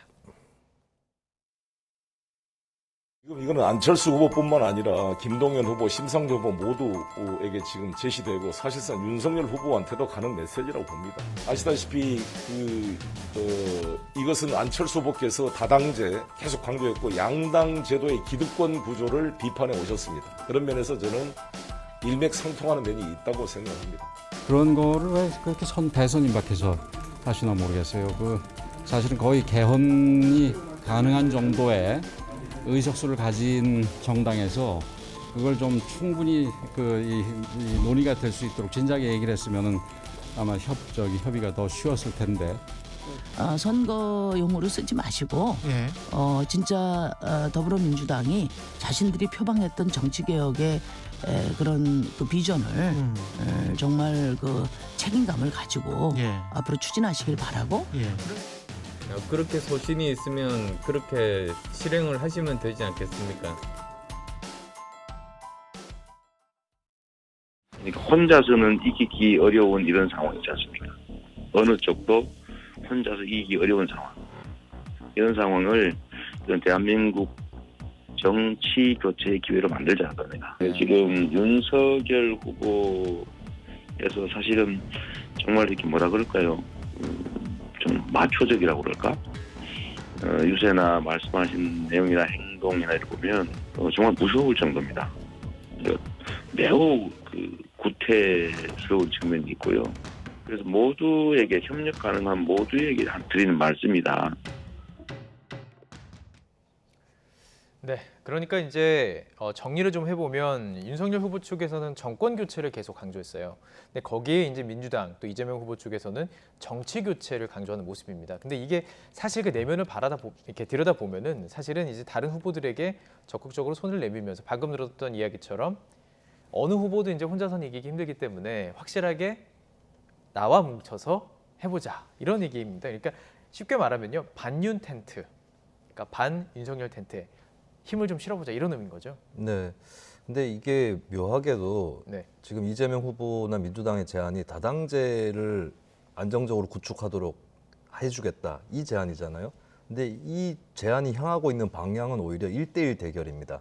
그러니까 예를 들면 아까도 제가 연정 이런 얘기를 했는데 내각제 국가에서 연정은 선거가 다 끝나고 각자의 지지율과 의석을 확인한 다음에 그때부터 협상을 해가지고 과반을 만들거든요. 얼마 전에 독일의 정부가 그렇게 출범을 했는데, 근데 지금 현재 민주당이 꾀하고 있는 것은 이런 제도를 해줄 테니까 같이 선거연대를 하자라고 하는 겁니다. 근데 선거연대를 하면서도 이제 차별성이 없어지는 1대1 구도로 가게 되겠지만, 실제로 만약에 이 상태에서 뭐 민주당, 정의당, 국민의당이 공동정부를 꾸린다 했을 때 어떤 결과가 나올 수 있냐면, 이 공동정부를 마음에 들어 하지 않는 정의당이나 국민의당의 지지층이 이탈을 할 수 있고, 특히 조금 보수에 해당하는 국민의당 지지자는 국민의힘의 지지층으로 편입될 수도 있습니다. 그러니까 과거에 김종필 전 국무총리가 있었던 자민련 생각해 보시면 될 거예요. 그 자민련이 김대중 대통령의 국민회의하고 같이 연대를 해서 집권을 같이 했는데, 그 대가로 자민련의 보수적 지지자들이 많이 빠져나가 버려서 한나라당이라는 당시 제1야당으로 많이 빠져나가면서 자민련의 독자적인 어떤 영역은 축소가 됐거든요. 그런 것들을 감안했을 때 현재로서 이제 소수 정당을 이끌고 있는 심상정, 안철수라는 이 리더들도 당장에 지금 어떻게 이게 설령 실현이 된다 할지라도 이 방안으로 그대로 가야 되느냐, 여기에는 이제 깊은 고심이 있을 수밖에 없다라고 하는 겁니다. 조금 전에 이제 저희가 뭐 그림으로 보여드렸지만 윤석열 후보가 그렇기 때문에 어쩌면 지금 이재명 후보를 공격할 때 민주당을 구성하는 주역들에 대해서 이렇게 얘기하면서 뭐 노무현 전 대통령, DJ 대통령을 얘기를 하면서 계속 겨냥을 하고 있어요. 지금 말씀해 주신 그 분석과도 일맥상통한 그것을 좀 노리는 거라고 보시는지 궁금하네요. 지금 저희가 뭐 그래픽으로 보여드리고 있긴 한데요. 그렇죠. 이제 민주당 지지층 중에 이 민주당의 전통적인 지지층인데 지금 문재인 정권에 실망하고 있고, 그리고 일부는 이제 정권 교체 여론에서 편승하고 있는 그러한 지지층들이 있는 거거든요. 그래서 그러한 지지층까지 모아가지고 어떤 정권 교체 여론을 폭넓게 담아서 지금의 이재명의 민주당, 그리고 이 문재인 정권을 등치시키는 방식으로 정권 교체 여론을 최대화하겠다, 이런 전략을 이제 봐야 되는 것이겠죠. 그런데 이러한 전략을 취하려면은, 그러니까 이게 좀 여러모로 퍼즐이 잘 안 맞춰지는 부분들이 있는데요. 이러한 전략을 취하려면은 윤석열 후보 본인이 이분들까지 만족시킬 수 있는 어떤 정책이나 노선을 가지고 승부를 해야 됩니다. 그래서 이 지금 이제 보수가 그동안에 좀 구태한 어떤 그런 모습들을 많이 보여왔기 때문에 이 보수 정치를 보다 중도적인 방향으로 업그레이드를 하고, 그것을 근거로 해서 문재인 정권에 실망한 사람들까지도 포괄하는 그러한 좀 큰 정치를 해보겠다, 이렇게 접근을 해야 되는데, 지금 발언에서도 보셨듯이 과거에 이제 그 노무현 전 대통령이나 김대중 전 대통령의 민주당이라고 하는 존재를 지금의 이제 민주당과 이재명 후보하고 인위적으로 개념적으로 분리를 한 다음에, 그 다음에 그 이제 지금의 이재명의 민주당은 뭐 예를 들면은 철진한 혁명 이론을 공유하는 어떤 집단이다. 그리고 예를 들면은 오늘 나온 얘기를 보면은 반미 친중 친북의 어떤 그러한 이념을 지향하는 이 집단이다. 이렇게 지금 낙인 찍기를 하고 있단 말이에요. 이거는 굉장히 색깔론적인 어떤 그러한 발언이라고 볼 수가 있겠는데, 그러면 이게 이러한 발언, 좀 구태 정치를 연상케 하는 발언들을 이 중도층에 그래도 가까운 지금의 이제 이 정권 교체 여론에 지금 동의하고 있는 구민주당 지지층을 설득할 수 있는 그런 내용인가 이게. 가령 어제도 이제 그런 반응이 나오지 않았습니까? 김대중 전 대통령의 생가에 이제 윤석열 후보가 방문을 했는데 그것에 대해서 반발이 나왔잖아요. 이 색깔론적인 얘기를 유세를 다니면서 굉장히 많이 했는데 윤석열 후보가 정작 그러한 논리로 가장 큰 상처를 받았던 사람이 김대중 전 대통령 아니냐. 그런데 어떻게 이제 그런 얘기를 또 하면서도 이렇게 편가르기를 할 수 있느냐, 이런 반발이 나오는 거거든요. 그런 점에서 볼 때 지금 의도하고자 하는 바와 윤석열 후보의 전략이 지금 이 목적과 수단이 일치하고 있는 거냐, 이건 상당히 의문이 제기될 수밖에 없는 거고요. 그렇기 때문에 정권 교체라고 하는 데 있어서 윤석열 후보가 좀 약한 고리가 생기는 건데, 이재명 후보는 그래서 이제 그 부분을 다른 프레임으로 지금 풀고 싶은 거죠. 아까 이제 이 후보들 간의 어떤 정치공학적인 계산이라든가 지지층을 좀 흡수하고자 하는 그런 마음이 있다라고 말씀드렸는데, 동시에 중도층한테 향하는 메시지이기도 한 거예요. 이재명 후보의 이런 방식이. 정권 교체 여론이 크니까 이 정권 교체라는 건 결국 민주당의 재집권을 용인할 수 없다, 이런 마음들인 거 아니겠습니까? 그런데 이재명 후보가 얘기하고 싶은 거는, 이재명이 집권하는 것은 기존에 여러분이 생각하던 그 민주당이 다시 집권하는 게 아닐 수도 있다. 다르다. 새로운 방식의 어떤 집권일 것이다. 이거를 보여주고 싶은 것이기 때문에 이 정권 교체 여론이 크지만 여기에 해당하는 어떤 사각지대가 있는 부분들, 그리고 그런 부분까지 공략하고 싶은 이재명 후보의 어떤 승부수, 이런 것들이 지금 부딪히는 국면이다라고 볼 수가 있겠죠. 예, 알겠습니다. 자, 지금 저희가 이야기하고 있는 이 부분이 또 나왔습니다. 이틀째 이제 중원 공략을 계속 이어가는 상황 속에서 윤석열 후보는 전직 국회의장과 국회의원 지지 선언 행사에 참석해서 지지세를 과세하는 과정이 있었는데요. 이때도 관련 메시지가 좀 나왔습니다. 저희가 모아봤습니다. 들어보시죠. 저는 민주당에도 과거에 DJ과 노무현 이 두 대통령의 DNA가 내려오고 있다고 생각합니다. 그분들 중에도 양식 있고 존경받을 만한 분들이 많이 있습니다. 그러나 지금 이재명의 민주당을 구성하고 있는 이 주역들은 이건 과거에 이런 멋진 찬란한 전통을 지닌 그런 민주당이 저는 아니라고 생각합니다. 그러니까 오늘 참 재밌는 게 그 두 후보의 입에서 통합 비슷한 이야기들이 나오고 있습니다. 그런데 약간 달라요. 윤석열 후보는 정파를 넘어선 국민 통합을 이야기하고 있습니다. 그러면서 이제 뭐 자유민주주의에 동의하면 정파와 상관없이 전부 통합할 수 있다. 이 전략은 어떻게 보십니까? 지금 계속 저희들이 어떤 선거 어떤 판세들을 분석하고 있는 상황이기 때문에. 이게 이제 보통 많이 나오는 전략이죠. 그러니까 이재명 후보 쪽에서 내걸었던 뭐 통합정부, 이것은 민주당의 역사를 돌아보더라도 좀 이례적입니다. 민주당이 얘기해왔던 통합정부, 지난 대선 때 문재인 후보가 얘기했던 거 보면은 그냥 민주당을 중심으로 해서 문호를 개방해서 사람들을 좀 더 받아들이겠다, 이 정도 수준이었거든요. 보통은 그렇게들 많이 선거운동을 하는 것이고, 윤석열 후보 쪽에서도 이제 어떤 국민의힘 말고 다른 정치 세력 중에서 어디하고 조합을 이루고 싶다, 이런 입장을 만들지 못했어요. 그러다 보니까 그 상태에서 그냥 개별적으로 외연 확장을, 그러니까 유권자 표밭으로 이제 외연 확장을 해야 되는, 정치 세력의 블록들끼리 조합을 한다기보다는 유권자를 상대로 하는 그런 확장을 해 나가기 시도를 하는 것이고, 일단은 현재 윤석열 후보는 정책적으로 어떤 중도층한테 어필할 만한 그런 정책들을 내세워서 중도화하기보다는 국민의힘하고는 좀 이질적으로 보이는 것 같은, 예를 들면 민주당이라고 하는 것을 거론을 하면서 김대중 노무현의 민주당과 이재명의 민주당을 분리시키는 전략을 취하는 거죠. 그러면서 원래 민주당을 지지해왔던 분들도 이번에는 국민의힘 윤석열 후보를 지지하셔도 좋다, 이런 얘기들을 이제 계속해서 해나가는 그런 전략을 또 펴고 있다고 볼 수 있습니다. 결국에는 중도층에 지금 호소하는 전략이라고 볼 수 있을 것 같지 않습니까? 그런데 이제 두 후보의 이런 통합 전략이라는 거에 어떤 질적 평가를 해보자면, 저는 그래도 이재명 후보의 방식이 어쨌든 바람직한 거다라고 보이는 게, 윤석열 후보가 지금 얘기하고 있는 거는 어쨌든 자유민주주의에 동의하면 정파에 관계없이 전부 통합한다, 이렇게 얘기를 했는데, 그러면 우리가 물어봐야 될 게 자유민주주의라는 게 뭐냐를 물어봐야 되는 거거든요. 근데 윤석열 후보가 설명하는 방식은, 이게 예를 들면 이 문재인 정권이 어떤 정치가 굉장히 뭐 편협했고 여러모로 이 민주주의적인 어떤 원칙을 좀 훼손했고 그렇기 때문에 이것에 보완이 필요하다는 게 아니라, 굉장히 이념적인 얘기를 하고 있어요. 공산주의라든지 뭐 이런 것들에 반대하는 어떤 그러한 차원에서의 자유민주주의, 그리고 헌법, 반헌법적인 세력을 제외한 나머지 자유민주주의, 이렇게 얘기를 하거든요. 그러면 반헌법적인 세력이라는 건 뭐냐면은 지금의 집권 당 그리고 이재명 후보를 얘기하는 거지 않습니까? 이게 결국은 이제 그 공산당이다라는 얘기랑 좀 비슷한 얘기예요, 결과적으로는.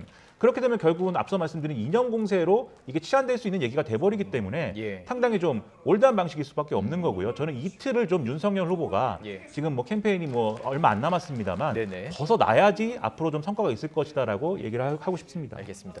저기 할 얘기가 참 많습니다. 이제 후보들의 흐름도 얘기해 봤고요. 이제 변수가 될 수 있는 조금 논란들을 좀 짚어보도록 하겠습니다. 김건희 씨 도이치모터스 주가 조작 사건과 관련해서 어제 좀 자세하게 다뤘어요. 저희가 이 시간에 다뤘고, 그것에 대해서 해명이 있었습니다. 국민의힘에서 해명이 있었고, 근데 국민의힘의 해명에 대해서 검찰 측은 또 이 정보에 대해서 문제가 없다는 것, 그리고 민주당 측에서 또 추가 의혹을 제기했어요. 또 다른 주가 조작 연루 의혹이 있다는 것입니다. 과정들 어떻게 보셨습니까? 네, 일단 국민의힘이 제기한 내용이 어떤 거냐면, 범죄 일람표를 보면 그 거래 중에서 이제 통정 거래라고 하죠. 통장끼리 막 거래를 주고받아서 이제 시세 조정에 쓴 거다라고 하는 그 의혹을 받고 있는 통정 거래에 대해서 얘기를 하면서, 범죄 일람표를 자세히 다시 분석을 해봤더니 김건희 씨가 HTS, 그러니까 직접적으로 전화를 통해서 증권에다가 이제 주문을 해서 하는 그런 거래였었다라고 하는 그런 주장을 이제 국민의힘에서 했습니다. 그러면서 이제 그 김건희 씨 계좌라고 나온 것이 5개라고 지금 알려지고 있는데, 그 중에 하나인 미래에셋 대우 계좌 같은 경우는 이거는 이제 주가 조작에 쓰이고 그런 것이 아니었다, 뭐 이런 식의 이제 설명을 국민의힘에서 한 것인데, 검찰에서 일단 자세하게는 반박하지 않고 그것이 아니다, 그러니까 검찰 일람표에는 오류가 없었다라고 얘기를 했고, 그리고 몇몇 언론에서 이제 국민의힘의 주장을 반박하는 그런 기사가 나오고 있습니다. 그것이 뭐냐면, 그러니까 김건희 씨가 전화를 해가지고 그 증권사로 바로 거래를 했다라고만 단정 지을 수 없는 것이, 주가 조작 선수들도 전화를 할 수 있는 권한을 넘겨받고는 하거든요. 그래서 이게 주가 조작 선수가 단말기를 통해서 거래를 했을 수 있다라고 하는 이 의견이 있는 거고, 그리고 지금 국민의힘에서 결백함을 주장하고 있는 미래에셋 대우 계좌 같은 경우에 이것을 빼더라도 뭐 신한증권이라든지 이쪽을 통해서 한 통정 거래들도 내역이 만만치 않다라고 하는 그런 주장이 또 나오고 있는 거죠. 그래서 이 부분은 이제 국민의힘이 오늘 낮에 입장을 내고 한동안 몇 시간 동안 좀 공백 상태였습니다. 그리고 제가 봤을 때 민주당도 좀 효율적으로 정확하게 대응하지 못한 상황이었거든요. 근데 이제 언론에서 좀 심층 보도를 하고 있는 사안이기 때문에 이 부분 좀 더 지켜볼 필요가 있지 않을까 싶은 것이고. 근데 어쨌든 간에 국민의힘에서 지금 얘기하고 있는 부분들이 해명이 안 되는 부분들이 아직까지 계속 남아 있습니다. 그러니까 뭐 4개가 지금 계좌가 있는데 하나에 대해서는 얘기하고 있거든요. 그렇습니다. 나머지 계좌에 대해서는 지금 얘기 안 하고. 사실 윤석열 후보가 공개했던 계좌만 보더라도 그 계좌에서 나타나는 그 주가의 흐름이라든지 매도라든지 매집, 매수 양상들을 보면은 이것만 봐도 좀 심각한 문제가 있다라고 하는 그 얘기들이 나오고 있는 것이고, 나머지 계좌에 대해서는 또 설명이 안 되고 있는 부분도 있고,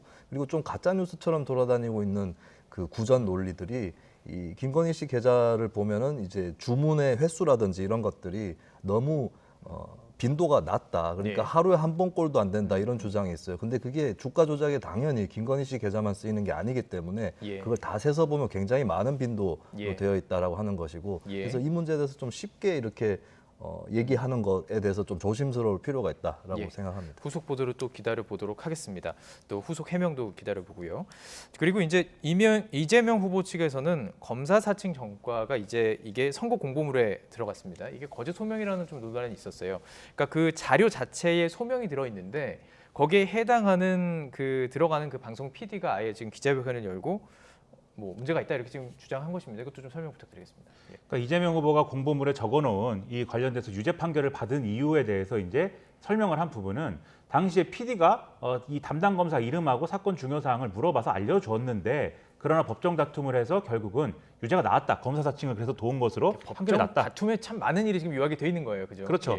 그렇게 이제 내용을 이제 적어놓은 건데 오늘 이제 기자회견에 한 당시에 이 PD의 이 주장은 당시에 판결문의 내용도 그렇고 이게 단순히 이재명 후보가 뭐 일부 이름을 알려줬다거나 뭐 이런 수준이 아니라 처음부터 질문을 어떻게 할지, 그리고 더 적극적으로 어떤 검사 이름을 한번 얘기해 봐라는 제안을 했달지, 이런 걸 통해서 사실상 이제 공범과 다름없는 수준의 그러한 일을 한 것이다. 그래서 이제 이런 소명이 사실과 맞지 않다. 이렇게 반박을 하고 있는 거거든요.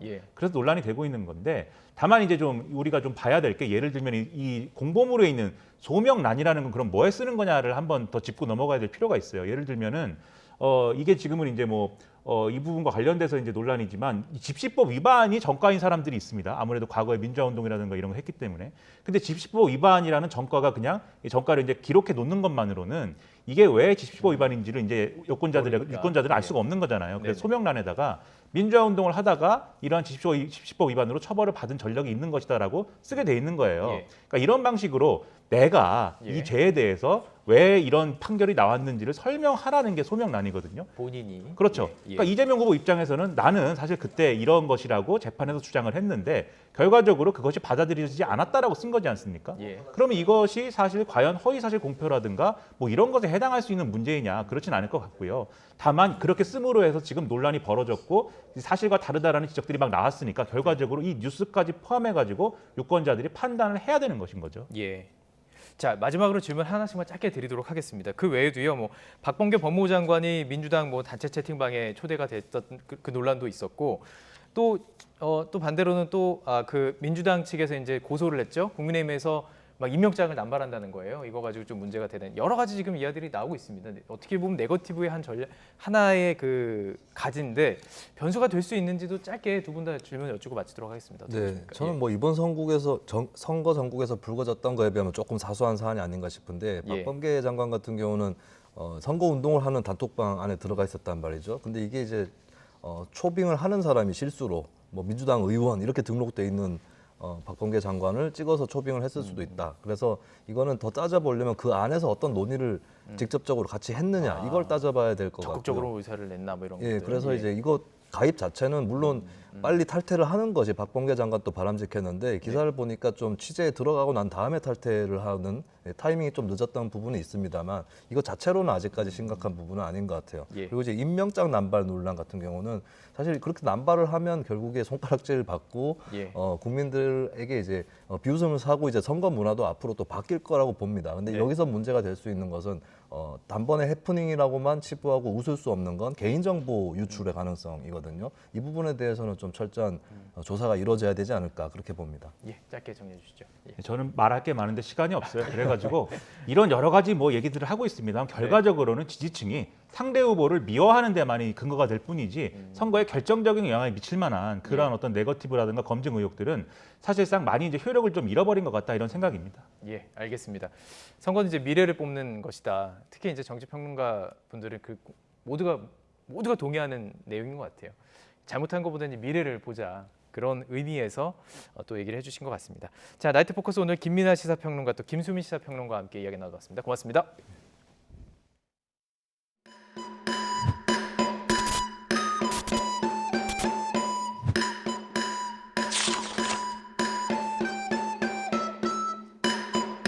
안녕하세요. 저는 브라운 아이드 걸스의 나르샤라고 합니다. 반갑습니다. 저는 굉장히 익숙합니다. 제 세대에는. 자신 있습니다. 또 갑자기 떨리는데 이거? 긴장되지만 한번 성공해 보도록 하겠습니다. 화이팅! 여기는 그냥 한 방에 갈게요. 하나, 둘, 셋. 아주 나이스! 손 떨리는 거 보이세요, 지금? 이거를 근데 바늘로 해서 언제 다 뽑지?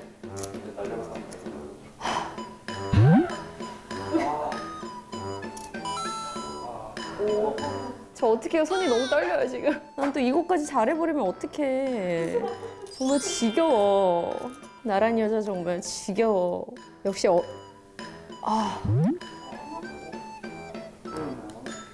과연 어떻게 됐을까요, 여러분? 60초 후에 아이가 됐네요. 아깝다. 저는 실패했지만 여러분들은 꼭 투표 신중하게 하셔서 성공하시길 바라겠습니다. 보트포 목소리, 보트포 코리아.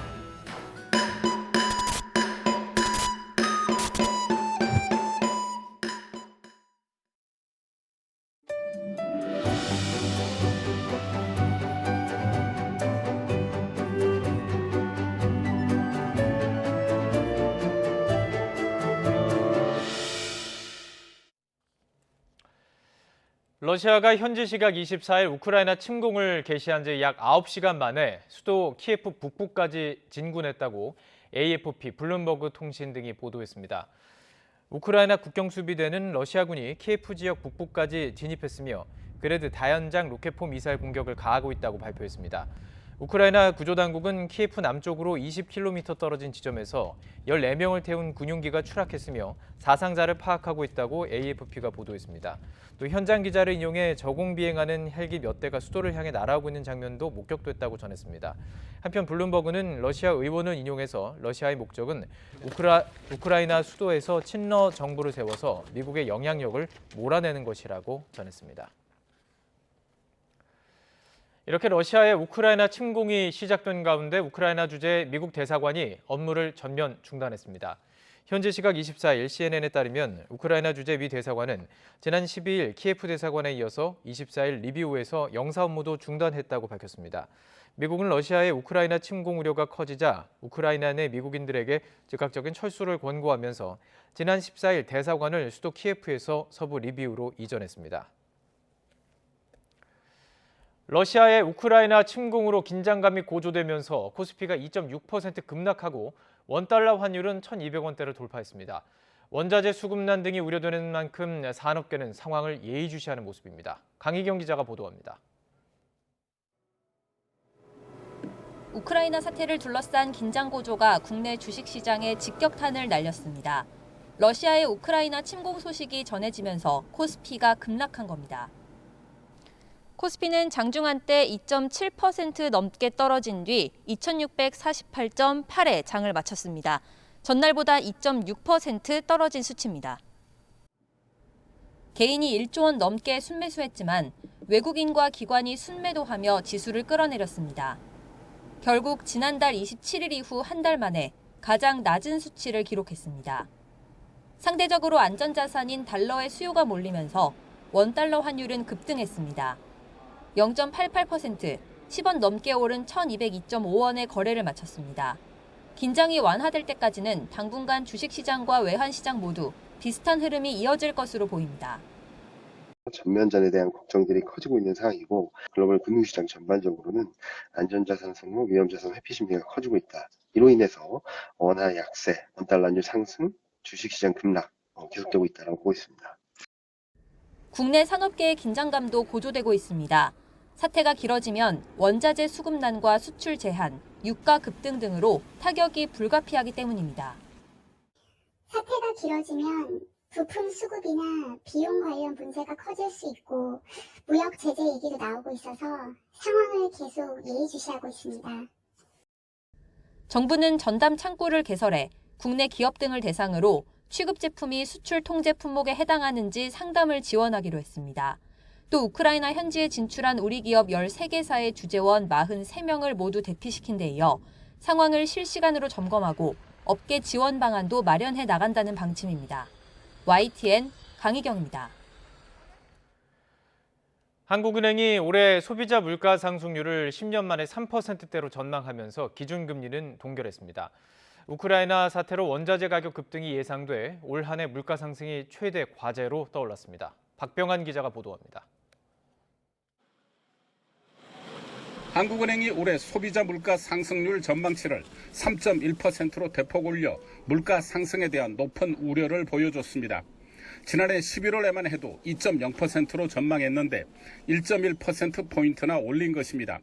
소비자 물가는 글로벌 공급 요인이 큰 영향을 미치는 가운데 수요 측면에서의 상승 압력도 확대되면서 금년 중 상승률은 지난해 연간 상승률 2.5%를 상당폭 웃도는 3.1%로 예상되고 있습니다.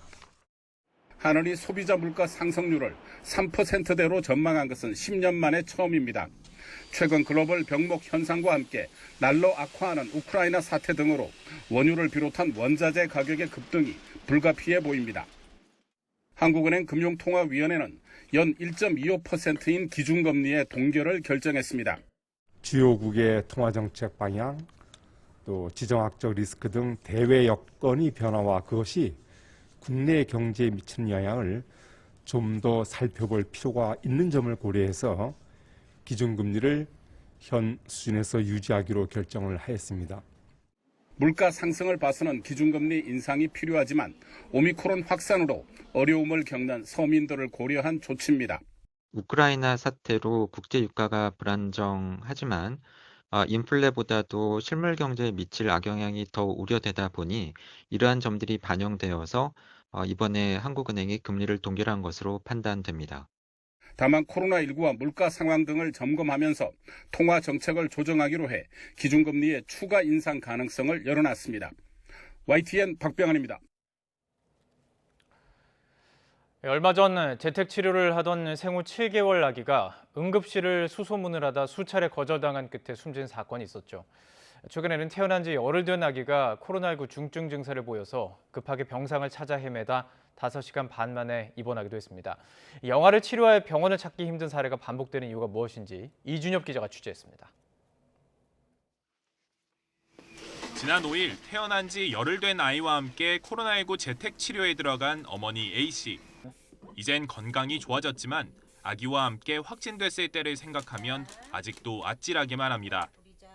재택 치료 사흘째 되던 밤, 아이가 축 늘어지면서 눈에 띄게 코로나19 중증 증세를 보였지만 5시간 반 넘게 병상을 구하지 못한 겁니다. 코로나 걸리지 않았어도 사실 경황이 없는 상황인데 네, 그리고 코로나까지 걸리고 또 온 가족이 다 걸리고 이런 상황에서 심적으로는 좀 안심이 됐던 것 같아요, 제가. 28일 미만 아이는 조금의 설사나 고열만 있어도 인큐베이터에 들어가는 게 일반적입니다.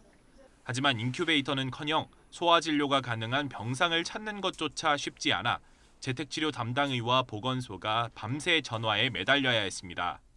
부모님은 다 확진 상태고 열도 나고 굉장히 힘든 상태였는데 다행히 그 환자는 잘 나아서 지금 현재는 잘 지내고 있어요. 전문의들은 이런 현상이 최근 소아청소년 확진자가 급증하기도 했지만 의료계 내부에서 소아청소년과 저변 자체가 약해진 탓이라고 설명합니다. 진료비는 낮은데 의료사고에 대한 책임은 엄하게 따져 구속되는 사례도 잇따르는 등 이른바 저수입, 고강도 분야로 인식돼 선택을 피하는 경향이 많다는 겁니다.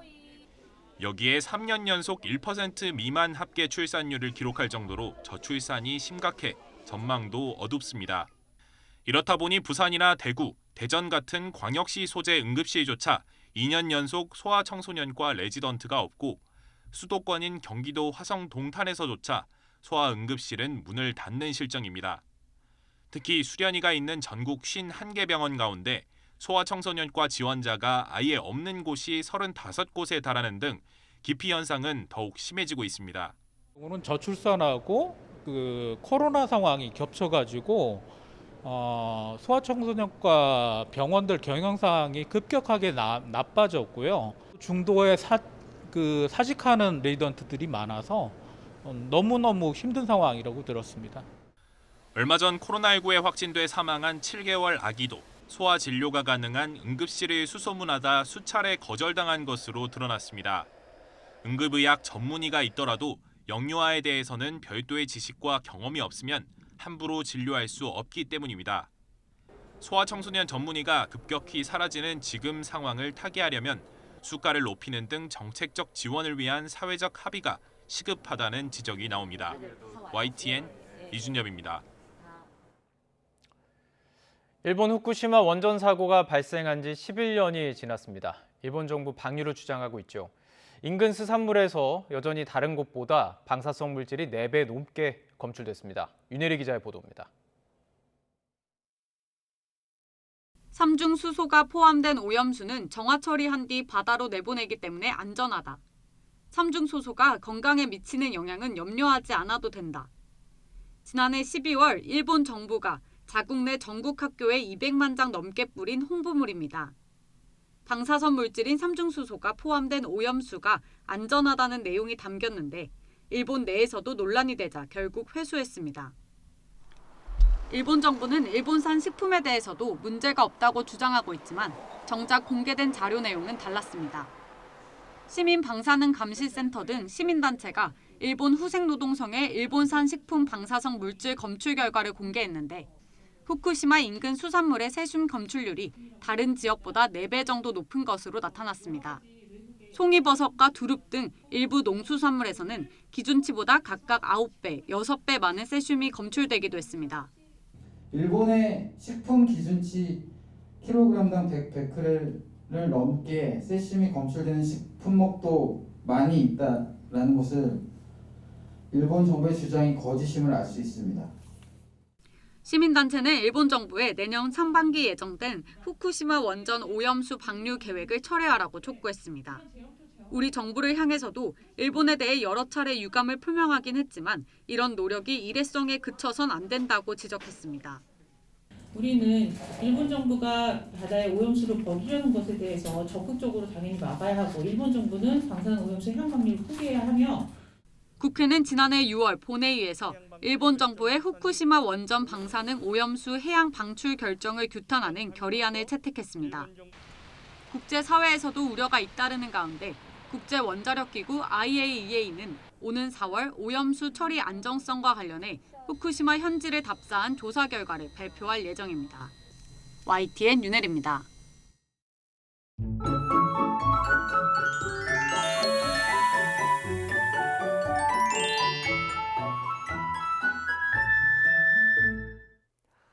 오늘 오후에는 기온이 제법 올랐습니다. 일주일 넘게 이어진 강추위가 누그러지면서 바깥 활동하기 한결 수월해졌는데 내일은 추위가 완전히 풀립니다. 우선 내일 서울 아침 기온이 영하 2도로 아침 추위도 많이 약해지겠고 한낮에는 10도까지 오르는 등 오늘보다 6도가량 높아지며 포근함이 느껴지겠습니다. 요즘 중부와 전남, 영남에 건조특보가 계속되고 있어 단비가 기다려지고 있는데 내일 대체로 맑겠고 오전부터 오후 사이 경기 동부와 강원, 충청 내륙에 빗방울만 떨어지면서 건조함이 해소되지 못하겠습니다. 특히 동해안에는 바람도 강하게 불어 불이 나면 크게 번질 수 있습니다. 화재 예방에 더욱 신경 써주시기 바랍니다. 또 중서부 지방은 미세먼지 농도가 짙게 나타나겠습니다. 내일 아침 기온 오늘보다 2도에서 7도가량 높겠습니다. 서울 영하 2도, 대전 영하 4도, 광주 영하 2도, 부산 0도로 예상됩니다. 낮 기온도 오늘보다 4도에서 7도가량 높겠습니다. 서울 10도, 대전 10도, 광주 12도, 부산 12도로 예상됩니다. 주말에는 곳곳에 단비가 내리겠고 중서부 지방은 계속해서 공기가 탁하겠습니다. 날씨 정보였습니다. 뉴스나이트 마치겠습니다. 여러분 고맙습니다.